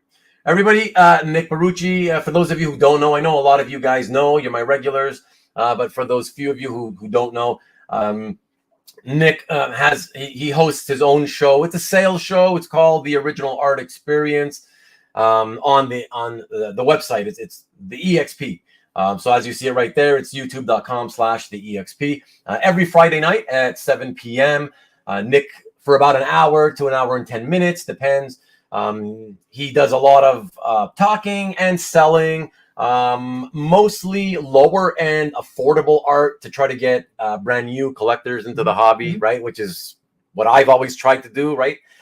Get newer people, be more welcoming to new people, to try to get more people to help grow the hobby. That's what it's all about, right? We all start somewhere. And we all got to start somewhere. Just like Jason Ladwig that I mentioned earlier, who I'll be doing a show with him soon, and for the benefit of newer collectors. And it's a great fun show, great way to end the week. Like I said, 7 p.m. Eastern. Be careful on that. 4 p.m. Pacific for those of you on the West Coast. And then it's a really fun show. Like I said, art sales and occasionally high-end art as well. So not just lower end. And there you go. So that is that. Let me jump back into here, the chat, and see let's see what are there. Hold on. Ooh, it's moving quick here. Give me a second. Let's see. Are there are the forgeries accurate from content perspective? Yes. So you guys have seen the forgeries? Oh, sorry. The members of CFA APA. I wrote a big article about the ones that I have. Okay. Are the forgeries accurate from a content perspective? Yeah. So I've got pieces that were supposed to be published. Okay. I have a Tezuka. No, but we're talking about CFA APA. Oh, sorry. Yeah, because you said you said that these. Yes, absolutely. No, sorry. Yeah, someone photocopied them, I think. Oh, they bought them on eBay. Yeah, and then photocopied them, and then made copies of it, and passed it off as okay. Yeah. Okay, so pretty much the same thing. It'll be the same thing, most likely to be the same content. That's right. Just trying to capitalize on the fact that since the original sold for X amount of dollars, I'll try to sell one and get the same amount, kind of thing, right? Okay. Yeah. Oh, I should actually mention one of the APAs goes to. Thanks, Mike. To a library. As well. Oh, there's a library collecting all the APAs. So for future, so that the which art where was it? It's not Billy Ireland. David Applegate sends it to. I'll have to ask him again. Okay, David Applegate is in Illinois. Is that right? Chicago. Chicago. Okay, so maybe it's I don't want to say. I don't think so. No. Oh no. Out of state then. Yes, I think so. Okay. Yeah, but to Mike, your question about David Applegate, he's not on CAF, but I think he is on Facebook, so you should be able to find him there. Now that you mention it, yeah. Okay, so. Mikhail says, I really struggle with the idea of keeping scholarly research and dissertation a secret. Now, I really want to highlight this because at first I thought he was making a joke, but I realize now, I think I realize now what he's getting at. And I think, do you know what he's getting at? You mean like the legwork you do to understand the hobby and No, because we're talking about, tell me if I'm right about this, Mikhail. Because we're talking, I think he's referring to the fact that you mentioned the membership is never like above 40, is it right? Yeah, in the 40, but in the 40s, plus or right? minus 2, kind of, yeah. Right, and definitely never above 50 total copies printed. Yes. So I think, if I'm not mistaken, correct me if I'm wrong, he's saying, well, there's all this scholarly research, right, and dissertation, and these are fantastic, and they are, because I've read them, and I've never been a member. Yeah, I've read a few of these, and we've spoken privately. I understand what you mean. Right. Yeah, that all this stuff is there, and only 50 people get to see it. Only most 50 people get to see it. Yeah. And where I've said is, if I'm going to go to the trouble of writing all this great, well, I'm not going to say my stuff is great, but you know what I mean. Yeah. All these people that go to this trouble to write these great articles, and they are great, and it's not for the masses. I want it to be for the masses. Like for me personally, I want it to be for the masses. So I think that's what he's saying. And let me see if he's popped in. I think that's probably. I agree with that. Okay. Thanks, Mikhail. Yeah, he's confirmed. You're correct. Okay, yeah. Exactly. So that has. I just want to make it clear for these guys. Yeah. I've been asked to join the CFA APA, not only by Jeff. He's been suggested or asked me, or plenty of people over the years. I came close on many occasions because I love the idea, right? But that has been my personal number one reason for always saying no in the end. I feel I can't get past the fact that if I make all that effort, and I want it to be for the masses, not for a small select group of people. Yeah. So can you maybe tell the audience why that is? So you do have the option of, because we own our own articles. You own copyright to your own work, of course. So you can publish that in any way you want, right? So you can have your content out there, but other people may not want their content in here. It's understandable, but again, I think we both can agree that, let's say with 40 members, how many of them actually ever make the effort to, like, oh, every issue that I wrote an article on, I'm going to put it out there for online for the masses to read. Like, how many people really do that, right? No, not many. No, that's and that's, I think that's what he and I. No, and I agree with that as well too. But that's just the way that the rules for that the APA work. But yeah, and so some people will actually do things like, if they're working on a book, we might see a first draft as an APA article or something like that, or a part of it, or in portions. And but no, currently there's no way, and that I think that's the reason that they don't want to go digital, so that if there was a big PDF file that everyone got, people could pass those on. People do share some very personal things in APA as well. Okay. Because it's a trusted group, basically, once you're in there. So that there might be stories, like I told a particular story that I haven't told publicly. What story? A story that you know about, but you mean that you told you wrote about? You mean I wrote about, and within that group. Okay. But publicly, people don't know about. Right. Yeah. So. But here's my counter to that, if I may. Yeah. Okay. So I guess I'll speak for Mikhail and people who sort of agree with our sort of point of view, right? I guess the question would be for me is, well, if some of the members write personal articles. Rich Denny's used to be in our. I kind of took his place, but he was. There you go. He kept trying to get me to join for years, and I kept saying, no, I'm not interested. I'm not interested. But right. Yeah. So the question is then, if it's okay, I get it. You know, some people write personal stuff, but if you're writing personal stuff, how is it really personal if you don't mind that 40 or 50 other people get to read about it? What does it matter if it's 4,000 people or 50 people? You know, there's that potential, but you know, the group's somewhat trusted in that way. But it's a story that's out there. People didn't associate it with me. That's all. Right. Oh, but it's not just you. I'm just saying, because Mikhail is saying in general, why would anybody want to write? Like, if I want to join, and who knows? Mikhail, I know Mikhail has at least one friend who is a member, and may have asked him and said, "Hey, maybe do you want to try it?" Right? And obviously he's telling us, my issue with it is I don't want to go through that trouble if only 40 or 50 people read it. So that's why we're kind of saying, why can it ever, like, what is the reason? Do you know? Maybe you don't know. We'd like to know the reason why the audience can't be expanded, or why shouldn't it be expanded? Is that I think it's because the people that put the work into the APA, we write articles and things like that, we reap the benefits of that. Right. by being around other people that are willing to do that same kind of thing. So it's a community. Right. Oh, We're not providing a service to anyone else other than to ourselves. Right.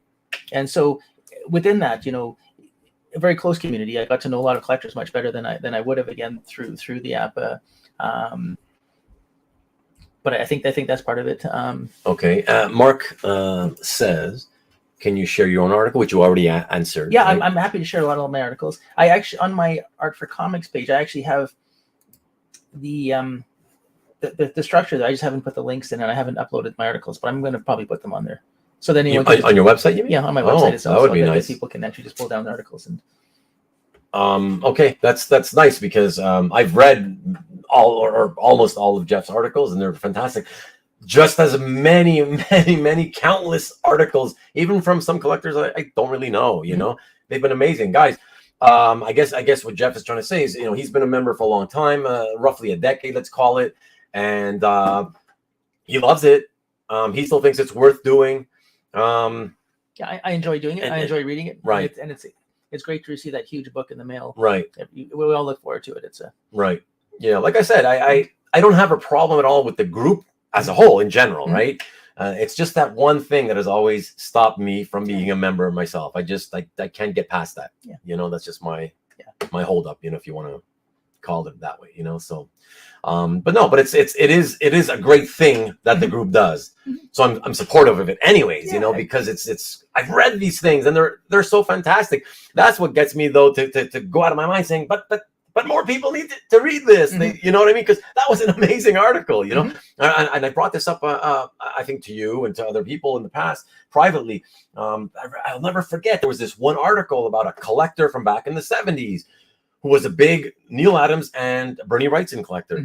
And I was like, you know, I really like to think that I'm well versed in a lot of the going-ons behind the scenes in the hobby.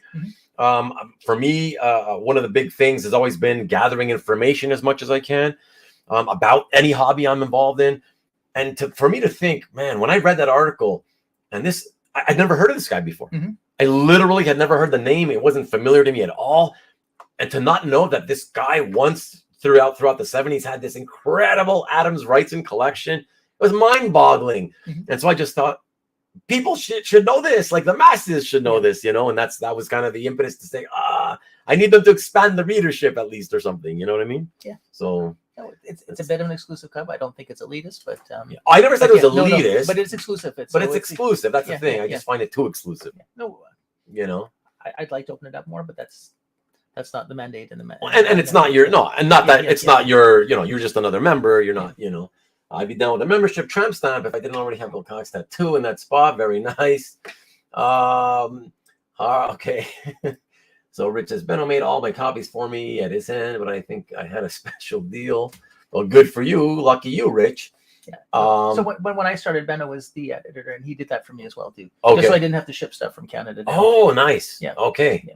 I always wondered. Yeah, because back when I was being asked on more than one occasion to join, Benno was also that's the time that Benno was the editor or whatever, and I didn't realize that was the deal, and I thought that's another thing. Oh my gosh, I'm gonna have to ship this heavy, you know, 50 copies of my article or whatever into the United States. What a pain, right? And but so that's nice for the Canadian guys to not have to do that, you know. Okay, cool. And you're welcome, Mikhail. Thank you. I appreciate it. And Rich has a few bootlegs. Yeah. Interesting. Okay. I guess that's what they're called, not forgeries, but bootlegs. Yeah. Well, exactly, you know, whatever. Yeah. Roof, whatever, tomato kind of thing, you know. Okay, cool. But I appreciate you bringing this, you know, to the knowledge of people who probably, a lot of these guys probably have not heard about it and know about it. Or they might have heard about it, but they don't actually know. Or don't know really. Yeah. You don't look. It's like a 2-inch thick book. Yeah. Full of. Yeah, exactly. Yeah. Exactly. But you know, for those of you, because not everybody's like me or Mikhail, and those of you who love the idea from what you've heard from Jeff, and you don't mind the fact that, you know, the membership is always limited to the between 40 and 50, whatever the amount of the copies, let's call it, right? 40, 50. If you don't mind, inquire, reach out to Jeff, because, you know, obviously. There, it's not like there's always openings with a limited number of members available that can be in the group, you have to wait until somebody drops out, right? And there's usually actually a few spots since open. I've been there, there's always been capacity to take more, but we've always been close to close to the capacity. I don't think there's been a waiting list since I've been there. Oh, okay. So yeah, fantastic. So there you go. If any of you are interested in the idea of writing articles and sharing it, and having them collated into these massive, awesome books, then of course you end up getting a copy of every book as part of the deal. So Rich brings up a good point too. Those extra copies that they do sell them. To whoever, or sometimes in the past they used to use the ABA. I don't think they do that anymore. But that money that we generate from those extra sales goes to reducing our costs and things like that. Okay, that's nice. That's why it's there. Yeah, that's nice. To know. And I think many of those extra copies are being bought by former members at a time. They have kind of almost like a subscription to those extra things. Oh, really? I believe so, but I'm not. Okay. Yeah, and for those anybody wondering, because I mentioned that I have a few of them, I've read them, and that's because, as Jeff mentions, right, if there's typically, let's say, roughly 40 members, but they print 50 copies, so you've got those extra 10 copies at that time. The copies that I ended up getting is because a current member at that time, who was trying to get me to join, bought the copy for me. So that's also how you can. I bought extra copies in the past as well. Just because when I interview people as a thank you, I usually give them a copy. Oh, that's fantastic. Good idea. So I bought two of the John Byrne ones. I think the John Byrne ones actually sold out, if I'm not mistaken. But okay, because I was going to say that's going to be one of the most in-demand issues that people would want to have. There might be one copy left. Yeah, look into it for me. I'd like to get that one. All right. Is there anything else on the topic list that we have to cover tonight? What do we got here? We did talk about those things. I don't know if you want to. So transitioning. Oh, well, we didn't talk about that, right? No. Okay, so pick either one and let's do that. So I think because there's the hobby's been growing, so we've all seen the prices escalate, and it's exponentially, and it's not just because the same people are in the hobby spending money, right? It's because new people are coming to the hobby, growth, and spending money, and absolute growth. Again, back in the day when comic art fans was fairly new, when there's big auctions, you could see maybe 30-40% of the pieces showing up in a CAF gallery. Right. Now, after big auction, it's none. It's practically none. Like a handful. So yeah, either those people aren't posting art, or there's just new collectors picking stuff up. Right. And my sense is that the hobby's growing quickly. Okay. Also seen a change in what people are interested in, not just from the 90s and are becoming more popular. The 80s and be more specific then. In terms of what you're noticing, but people change in what they're interested in. People are putting more emphasis on things that were important in comics, but maybe less important from an art point of view, like first appearances and things like that. I think almost everyone in this hobby likely came from a background of being a comic collector.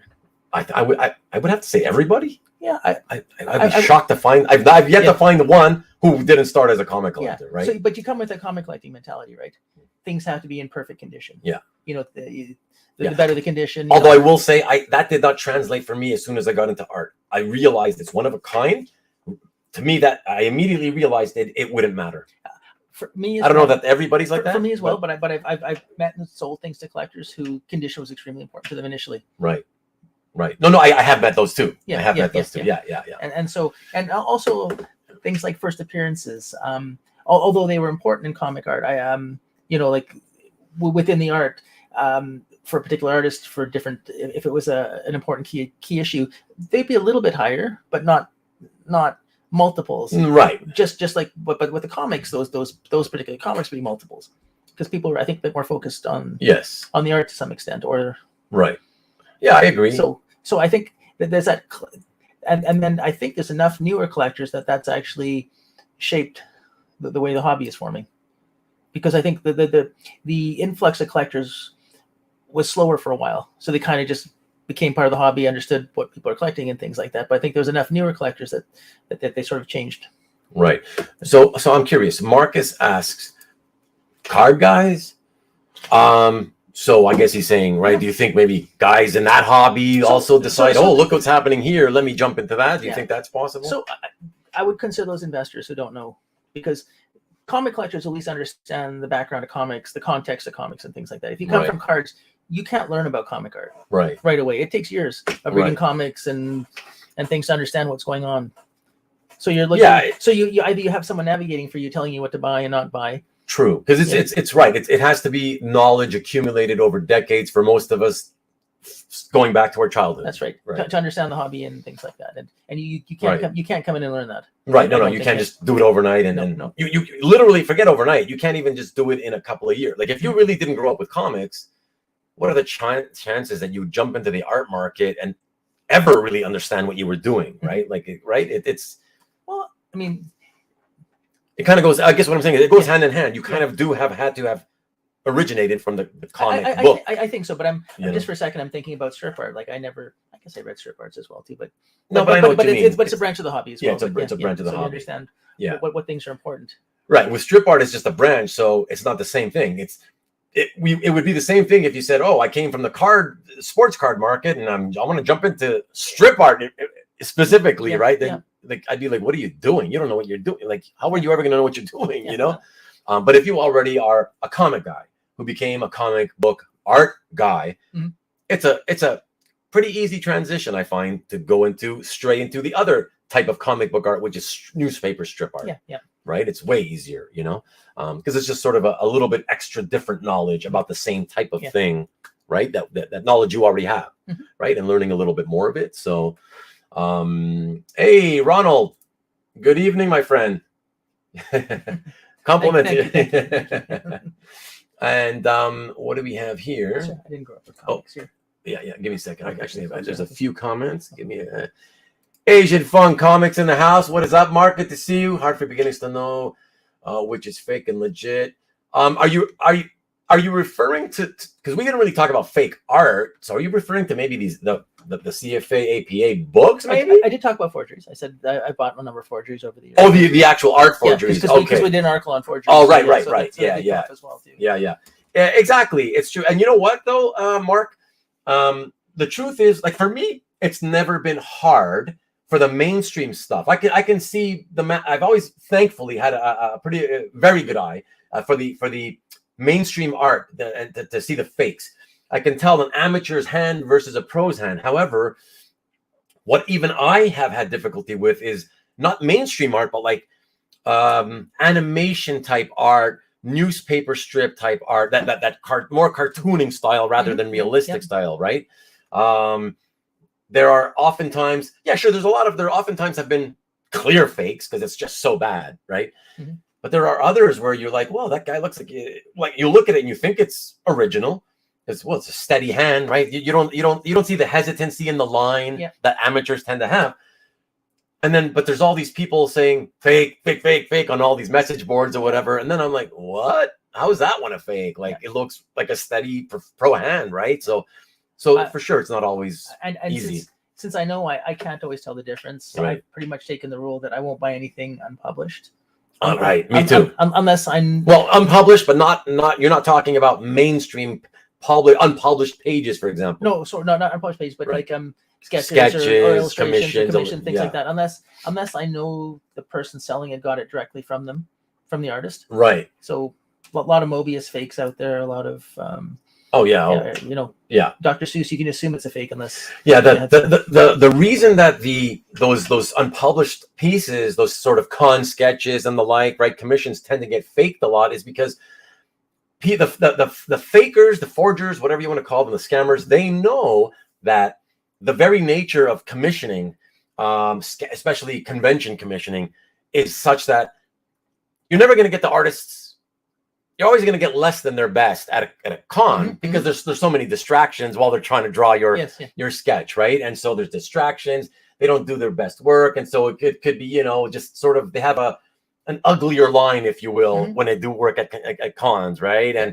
And so the forgers look at that and like, oh well, it kind of even a pro's work at a con sometimes looks amateurish, right? So they're like, okay, I can make mistakes and I can pass it off as the same sort of, that's how he draws or she draws at a con, right? Yeah. And a lot of newer people in the hobby haven't got the eye that you have yet, right? For these things, so they like my Jill Watterson here, right? Yeah. It looks like a Calvin. It looks like a Calvin Hobbes. We look at this carefully, like really quickly, and it's like you see this type of stuff on eBay all the time, and it's like, yeah, that's Calvin and Hobbes. It's got a nice little line to it. It looks like animated and whatnot, but yeah, if you don't if you're not really well versed in that, you might, a lot of people won't know, right? Well, and those that's are why they're bidding on successful. it. They sell a lot of them. Right. Yeah.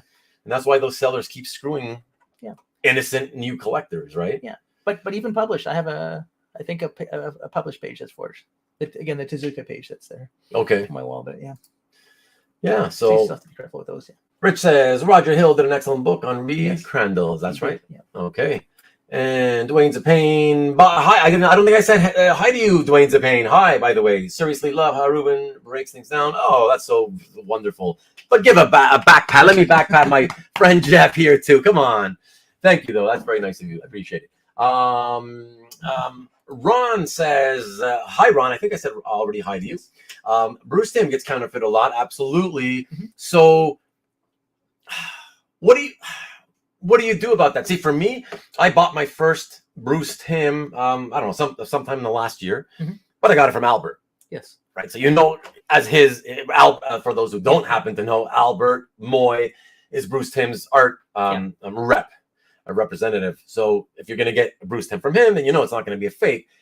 But what do you do? Is your advice to, let's say, newer collectors, guys just stepping into the hobby? Would you actually say, you know what, unless you get it directly from the art rep or the artist themselves, just maybe I would say avoid it? Would you suggest they just avoid? So since the art rep is still around, right, or Bruce Timm is still around, right, or there's Facebook groups, you could post it and say, hey, what do you guys think, legit? Or you could ask, so you're able to go back to a source that might be able to verify that that's indeed a real Bruce Timm, right, as opposed to See, but for a new collector, and new collectors tend to do that, what you just suggested, right? But who's to say, like, the new collector doesn't know who these guys in this message group is, right? How does he know that those guys have any better eye for forgeries than he does, right? So why trust them? Like, that's not really it's a bit of a help, especially if you find out that these members of the group have been in the hobby a long time, and you know what I mean, and their opinions are respected, or they remember that piece specifically. Sure, those kinds of things. But again, if someone, I guess, forged a specific piece, it could look very similar to what's actually out there. So and Ron Ron says, but even Ron says all his Timms are from Albert, right? He doesn't feel comfortable. Exactly. I think that's the safest thing to do. Yeah. Right. Yeah. Hart says, I got a Leonard Start on stage strip. You should give it to me. I love on stage. That's what I primarily collect in strip art. Hart. And later on, Jeff purchased it. Really great experience. He's awesome to deal with. Obviously, I can certainly vouch for that. Oh, do you remember that at all, or just another one of the thousands of transactions that you can't? I don't think I've. Yeah. How long ago, Hart? Let me know how long ago that was. Yeah, a while. Yeah. And we've done multiple deals. Well, listen, you're a very respectable person and collector. Hart is too. Both of you guys and me, and we've been around since the 90s. So when those kinds of people get together to do transactions, they typically tend to go well, right? So, thank you so much, Nick. I appreciate it. I hope you saw me shout you out big time like I always do. Send me the check as soon as you can. I need the money. Ron, so Dwayne Zapane says my Bruce Timm came from Comic Link, and that's the thing. It's like auction houses are say it, because I'm going to say it if you don't say it. They so first of all, I think when you submit something to auction house, part of your contract says that you guarantee this thing. So if something goes wrong, and auction houses, they might spend a bit of time looking at something, but they don't have enough time to look at everything. And if someone comes forward and emails them, sometimes they'll they might pull the piece if there's any questionable. Right. See, that's the thing, guys. Like, so that's often how people find out they have fakes. It's not because right. It's when they go to auction or their family goes to auction it or something like that.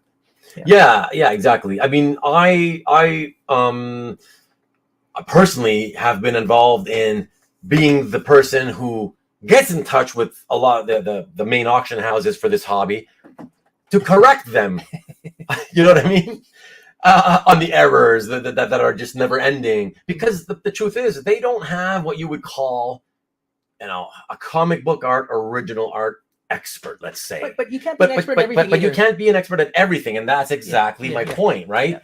So you kind of got to go with what they say, but at least if you're dealing with the more reputable houses, I guess you're hoping that should you ever find out after the fact that it's fake, you kind of want to know that, well, will they guarantee that if I show them sort of like enough circumstantial evidence hey, this is not real. Will they give me my money back? Right? Like, and I think my understanding now is that there's only a couple of years that you have to do that. oh, you have a statute of limitations. You think so? You can't come back 5 or 10 years later now. Wow. And I think the bigger auction, like the fine art auction houses, are doing similar things as well too. Okay. Wow. That's interesting. I wasn't aware of that. Marcus says, just buy it from him until you know enough. I'm not, sorry, I got to the comment late, Marcus, so I'm not sure. I think some of Bruce Tim again as well too. Maybe buy it from him until you know it. Oh, I see. Right. Buy it from either Tim or Albert. Yeah. Right, until you've learned more. Yeah, exactly. I don't think I'll ever know enough. So.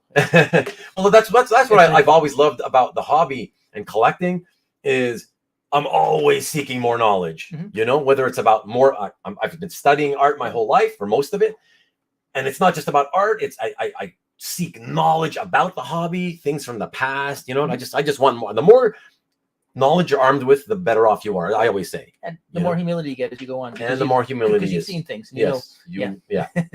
You learn, right? Yeah, with experience, right? The wisdom comes with experience, so it's that kind of thing. Always cracks me up in that Facebook art groups when people ask if Albert or Meterman are reputable. And the noobs.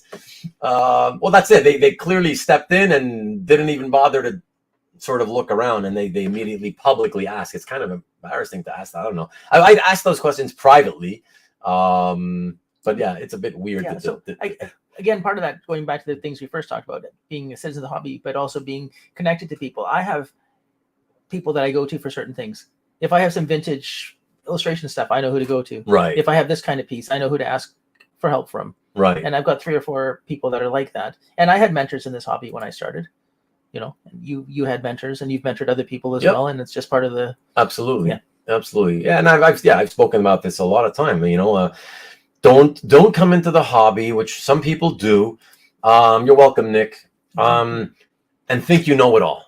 Unfortunately, there are those types, right? They come into the hobby. They've been in a year, 2 years, even 5 years.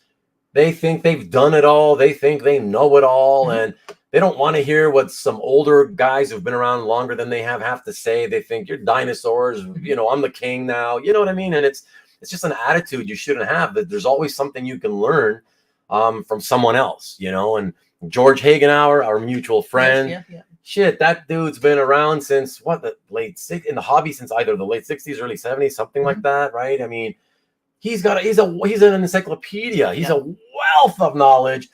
And a nice guy and a wonderful man, just so approachable. He's always willing he'll tell you and talk to you for as long as you want to talk, man.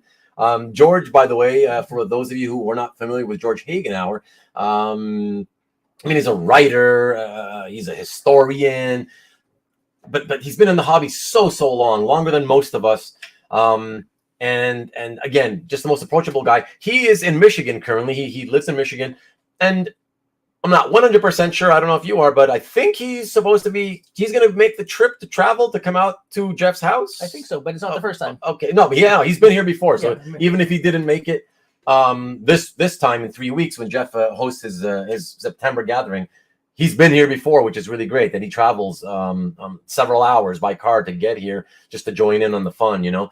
I really enjoyed tonight's show. We got to run. I appreciate it, Mike. Thanks very much, man. Mike, yeah. So yes, Hart, well said. Be humble about your knowledge as well. You know, yeah. I mean, look, I got a bit of a platform now, so I'd like to sort of expand on whatever knowledge I just want to pass on whatever I may know, right? To whoever's willing to take it. Certainly, if they ask me, right? I'm always willing to give a helping hand, right? That's right. I always say too, yeah. Yeah, my opinion's free, but you get what you pay for. Right? Yeah, well, that's it. It doesn't cost nothing, but you get what you pay for it. Absolutely. But again, that's why I will do a show soon, an episode soon, about more geared towards the newer collectors, because I like to pass on whatever knowledge I can to the newer guys, because one day I'll be gone. Those are the guys coming in who will then eventually be the veterans that other new guys rely upon, and right. So. Knowledge is always passed down, right? So, I mean, you'll learn it, but you should always pass it down. So, Mike says, auction houses aside, it amazes me how many consigners don't know what they have. That's true. if you have the time and expertise, there are many misrepresented pieces that go into weekly auctions. Yes. That's a whole other topic. But again, that's how knowledge will pay for. Yes. If you know what you're. Yes. Yeah. Yeah. Because there's a lot of guys in the hobby who've been around for 10 years or more, and that I've met, and I'm surprised at how little they know about stuff. People know their wheelhouse, right? Yeah. Even dealers focus on certain things, and if they get things in that they don't know about, they really don't know about that stuff. And there's Oh well, look, Marcus, do you agree with this? Like, I mean, he makes a good point. Look, let's be honest. I'm not going to try to, and this is not a knock on Mike. Mike, if you're watching, right? But absolutely, he has like experience on Ramita stuff. Yeah. If that's his wheelhouse, when you spend so much time as he does on that one artist, right? You don't have all the time in the world, so you've used up all the time that he could have used up learning about other artists. He didn't. He put it all into Ramita, so that's his strong point, right? Yeah. So absolutely. And I'm the exact opposite. I almost know nothing about Ramita. Right, but you know about names most collectors have never even heard of, right? So that's the thing, right? So we all have something to share, and knowing is half the battle. Like G.I. Joe. And knowing what you don't know. Knowing what you don't know, exactly. Or knowing that you don't know, I guess, maybe, whatever. But but it's true. Kind of like what I was saying before about younger guys who come in and they have a bit of a chip on their shoulder for I don't know for what reason, and they don't really want to hear from older guys, right? They think they already know and they don't need to listen to the more veteran people. It's like I say, they don't know what they don't know. Which I think it's kind of self-explanatory what that means, right? You really, some of these guys don't know what they don't know, how much they don't know about it, right? So going back to the first question that I kind of asked myself, but if you could go back and give yourself advice when you started collecting, what would be your advice? Nice. Full circle to the top of the show, guys. And we're going to be ending this show very soon. So don't worry. I know for those of you who need to go, it's already hit the 2-hour mark and 2 minutes. So we'll be wrapping it up very shortly. But so Jeff says, okay, so if I could go back to the beginning, give myself some advice, what would it be, man? It's such a tough question. It's a great question. Yeah. You're right. I have a joke answer as well. Too. Okay. Collect Spider-Man and Wolverine.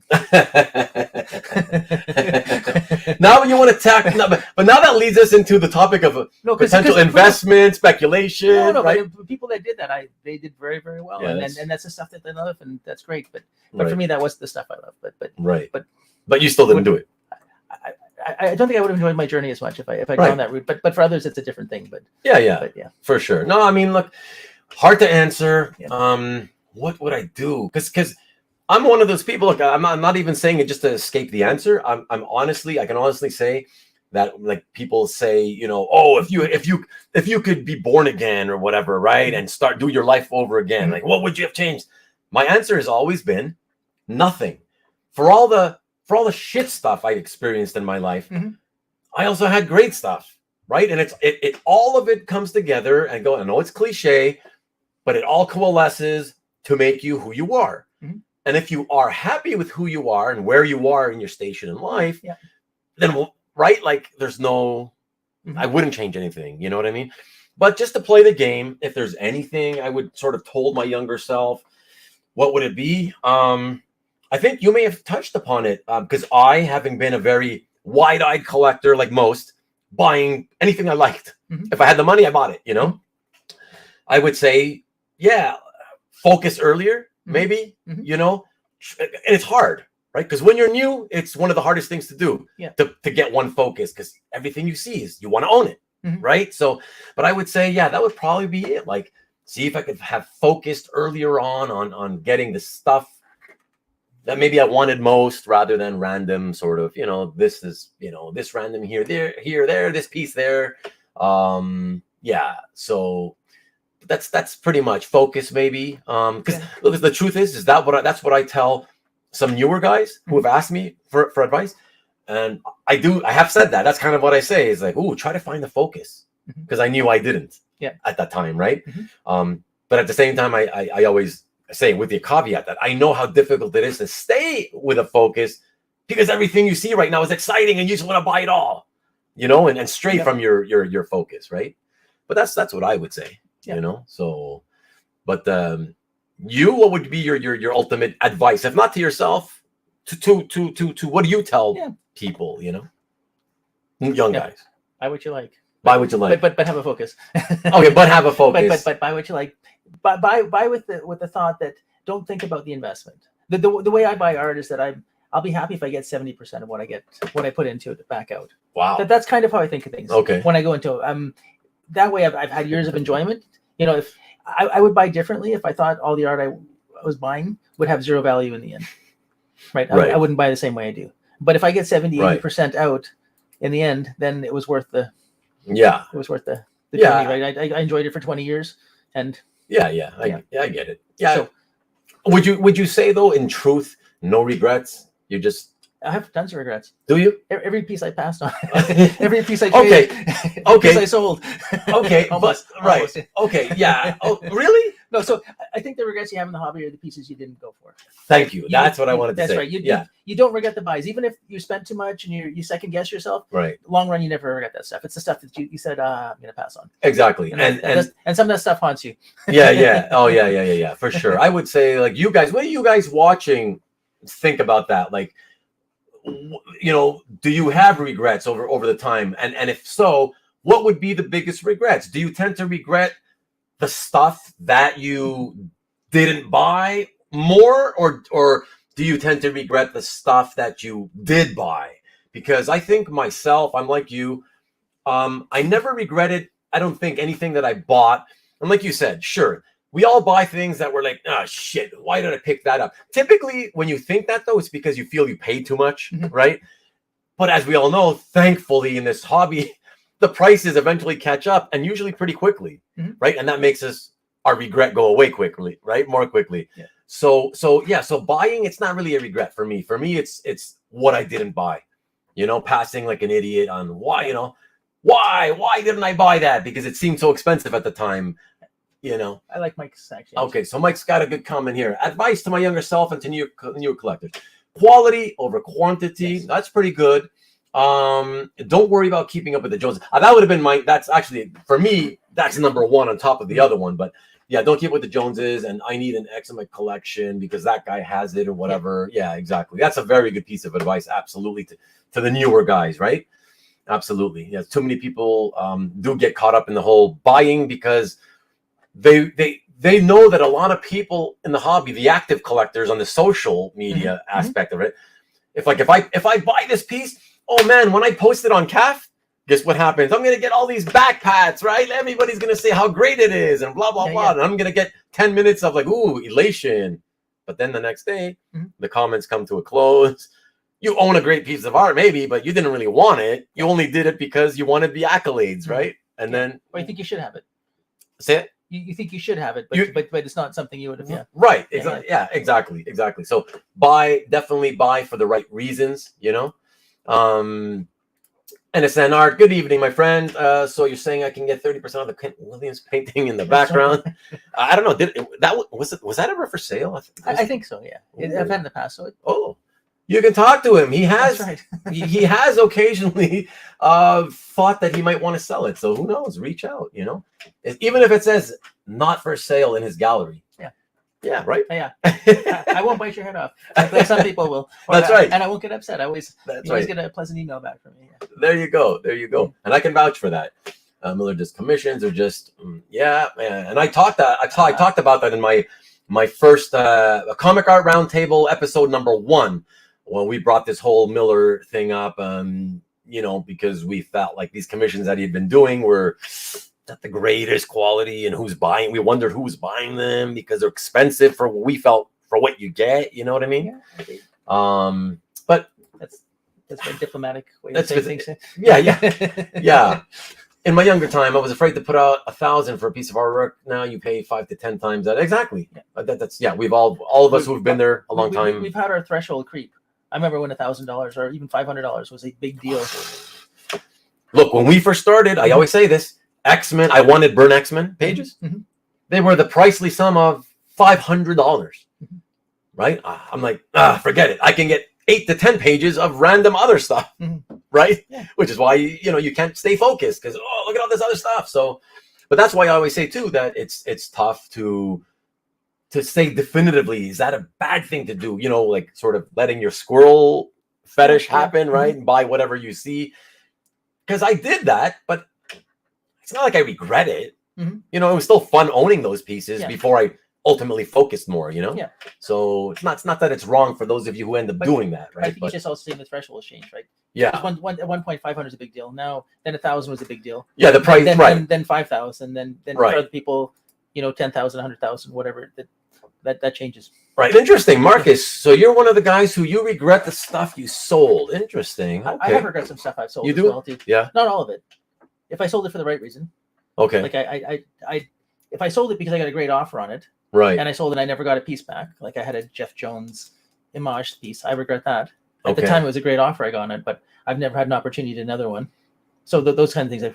But if I sold pieces because my collecting had evolved to the point where I didn't enjoy them as much, right, and I sold them for those reasons, Right. that's different. But it's yeah, of course, yeah. That's more palatable, right? Exactly. To yeah. Nick says I agree on number 2 from Mike Davis first and foremost, right? Which is what I had said that I would have put that at the top of his list. Yep. And the way to be happy is to be happy with the art you have. Exactly. And that's what a lot of us, especially as older guys, right, have to sort of expound upon more for the benefit of the maybe the younger guys coming into the hobby. Most of us don't, especially those of us, I think, who have been around a long time, would you say, Mm-hmm. We've accumulated so much that it sort of you lose sight of what you're doing, and it just sort of it becomes this habit of, I'm just looking for the next piece, Mm-hmm. and you realize I don't really sit down and ever spend a lot of time looking through the stuff I already have, right? That tends to happen a lot to us too. And no, that's true, and especially if things are in portfolios. Sometimes I actually see those images more online right? than I do in person, even though. Right. Yeah. Exactly. Yeah. So that's why things again are framed on my wall. So yeah. So those pieces I see every day. Exactly. That's why I always say too that if you can afford to frame at least a few pieces, you won't regret it. It's so wonderful to look at this stuff.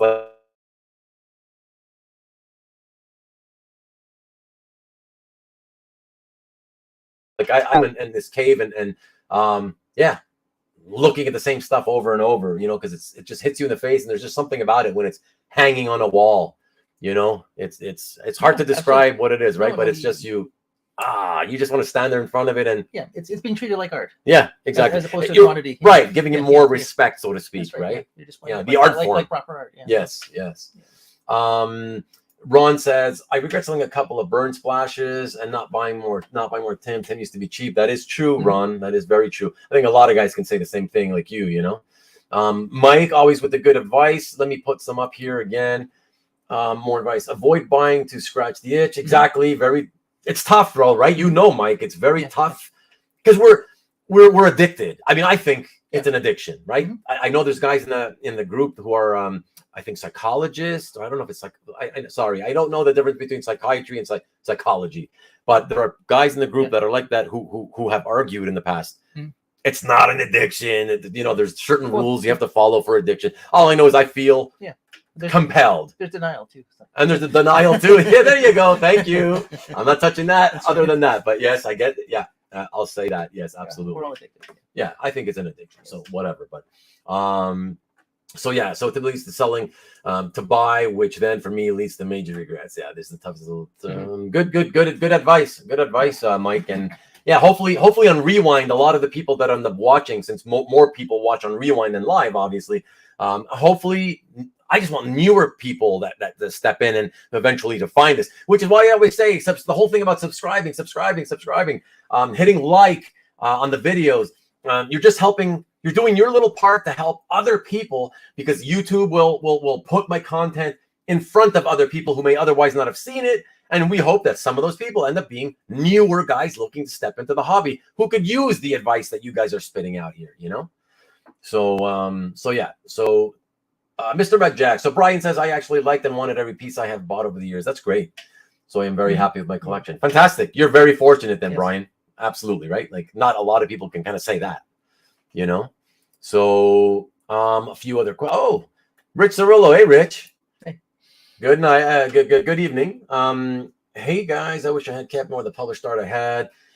At one point, I focused more on paintings and commissions that look nicer hanging in the walls. Oh, but it sounds like you're regretting that, Rich. And I feel sad because part of that statement, I love it. I love the fact that he ended up focusing on things that he hung on his walls. Yeah. So, But are the regrets just because of you would have done better financially. Yeah. Is that the reason for the regret? Right. Or do you actually prefer the pages now? Right. All money aside. Yeah. Tell us, Rich. You heard that, right? Like what Jeff said. Tell us, because be honest. Is it that the regret in getting paintings and commissions, is it really stemming from the fact that while you were busy putting your finances into that, it caused you then to miss out on the type of art that would have done better financially over time? Because that's what it sounds like you're trying to say. So let me know. Margaret says, reach out and touch Jeff Singh's hand. Kent Williams, if you can. Already ready with a song. I got a Miller commission. Very happy with it. Good for you, Ron. Yeah, man. I mean, it's taste, right? It's my taste is not everybody's taste, and if you like it and you think the price is right, that's the more important thing, right?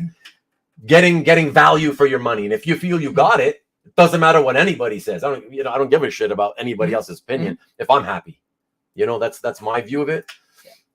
Mark, weird when you see something you sold in a heritage platinum auction.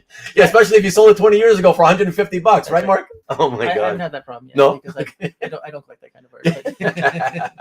So then you don't have to worry about it, Jesus, I still buy what I see, with no particular focus. Interesting. Okay.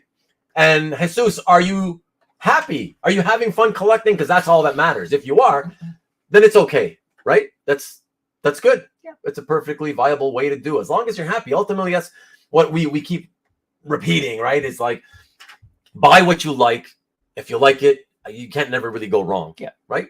So, but if you feel there's things you're missing in your collection, then it's good to go over those things. But if that's not what, you don't have that sense, because everyone collects differently, has a different mentality.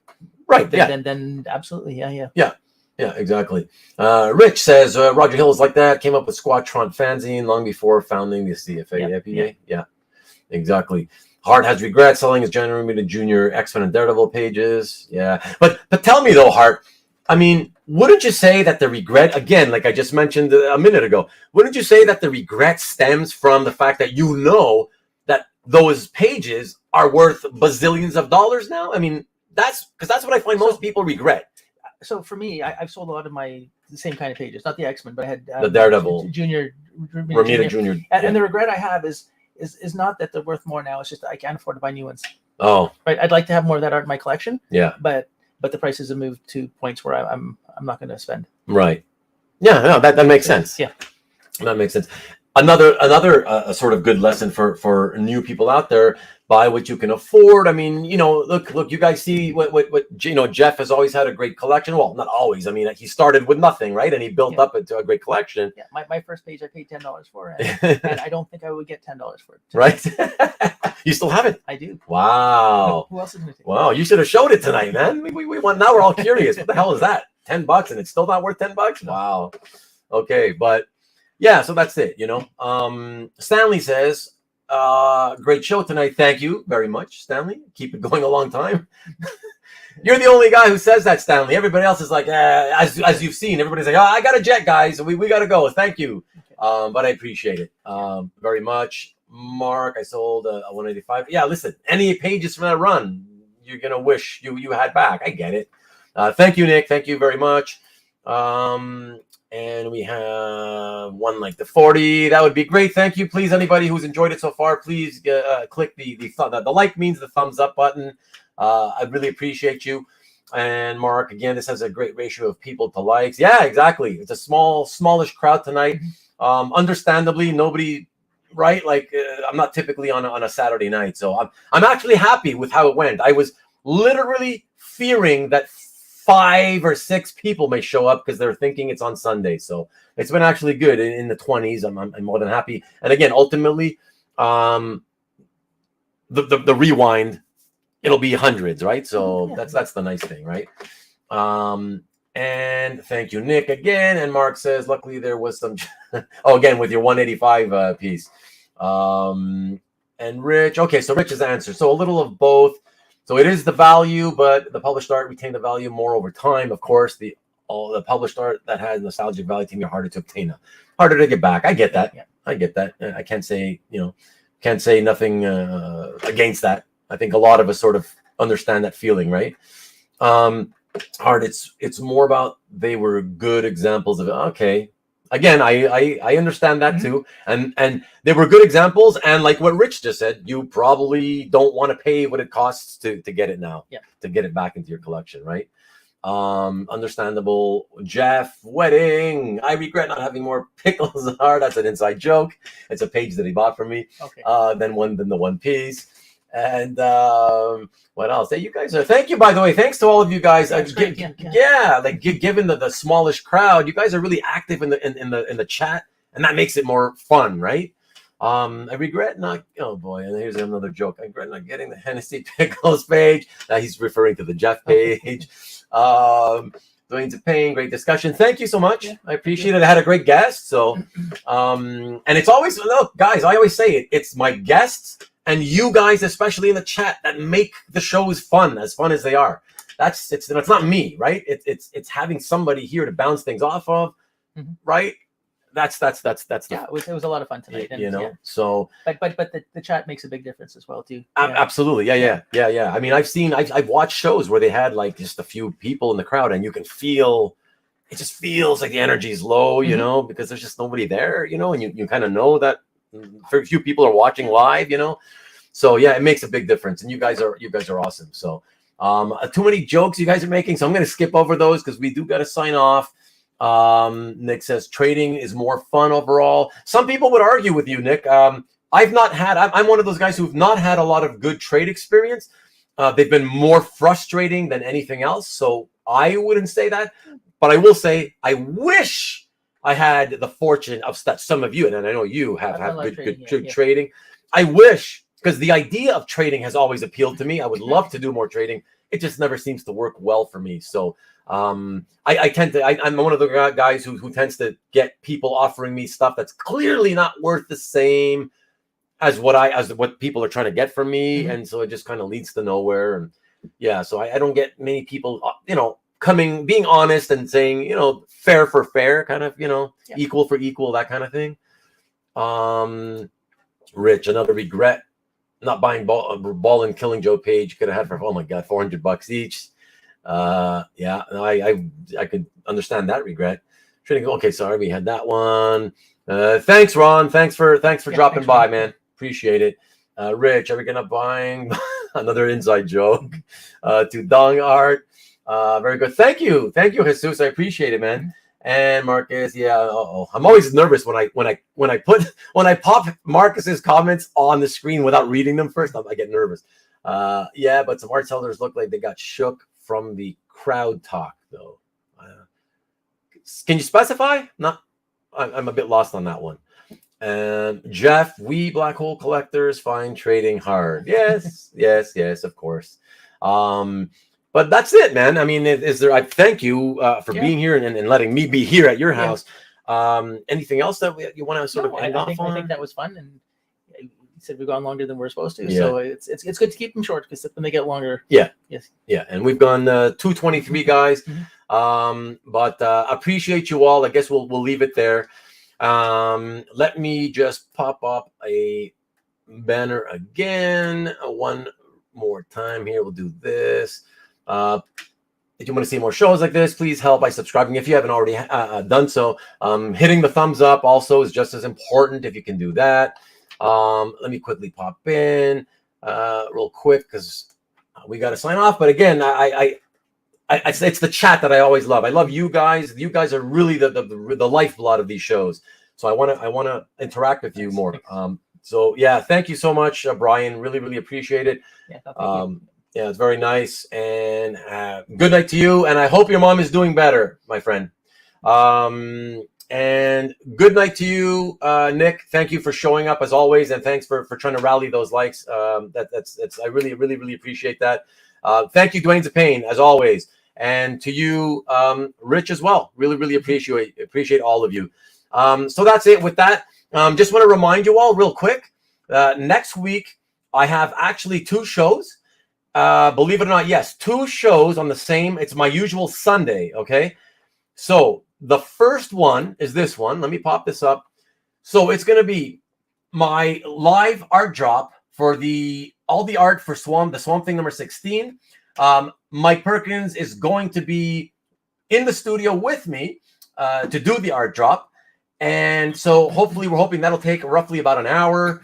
And after that hour's done, we are going to do a Q&A with Mike. There will also be a free art giveaway. Mike is going to be giving away a piece of art. So please tune into that. That's going to be happening at 9 a.m. So pay attention, 9 a.m. So yes, 9 in the morning for you West Coast guys, at 12 noon for East Coast guys. And that's all because of the fact that Mike is in the UK. So I had to do it according to his schedule. But not only that, and I'll remind you guys of this after that show, later that night at my usual time, Sunday at 8 o'clock Eastern, 5 o'clock Pacific, I will be doing another show. It will be a show and tell, and I'll have 3 great guests. I have Mikhail Lotia, I have Jason Hussa, and Chris Snorick. All 3 guys are going to join me in the studio, and we're going to expand on the first episode, right? The art drop and the Q&A with Mike. And all 4 guys, we're all going to be in the studio sort of chatting a little bit about Mike Perkins's artwork, and is sort of not necessarily a career retrospective, but we're going to talk about his art in general. So please join us for that. But the first one to not forget is this one that you see on the screen. And again, that's 9 in the morning for Pacific guys, and 12 p.m. noon for Eastern guys. And that's it. So I really appreciate you all. Thank you again to everybody. Jeff, thank you. Rich, don't know what the is for, but thank you. Yes, don't forget Nick again on Friday, 7 p.m. Eastern on the EXP. And if you're watching later, you can hit the thumbs up. Thank you so much again, Nick. Really, really, really appreciate you, man. So that's it, guys. With that, let me come back to you real quick and say thanks again to all of you. Really, really had a lot of fun. Thank you, Jeff. No, thank you. I appreciate it. And we'll see you guys next week for the art drop. All right. Thank you so much. And we'll talk to you then. Peace. Good night, everyone.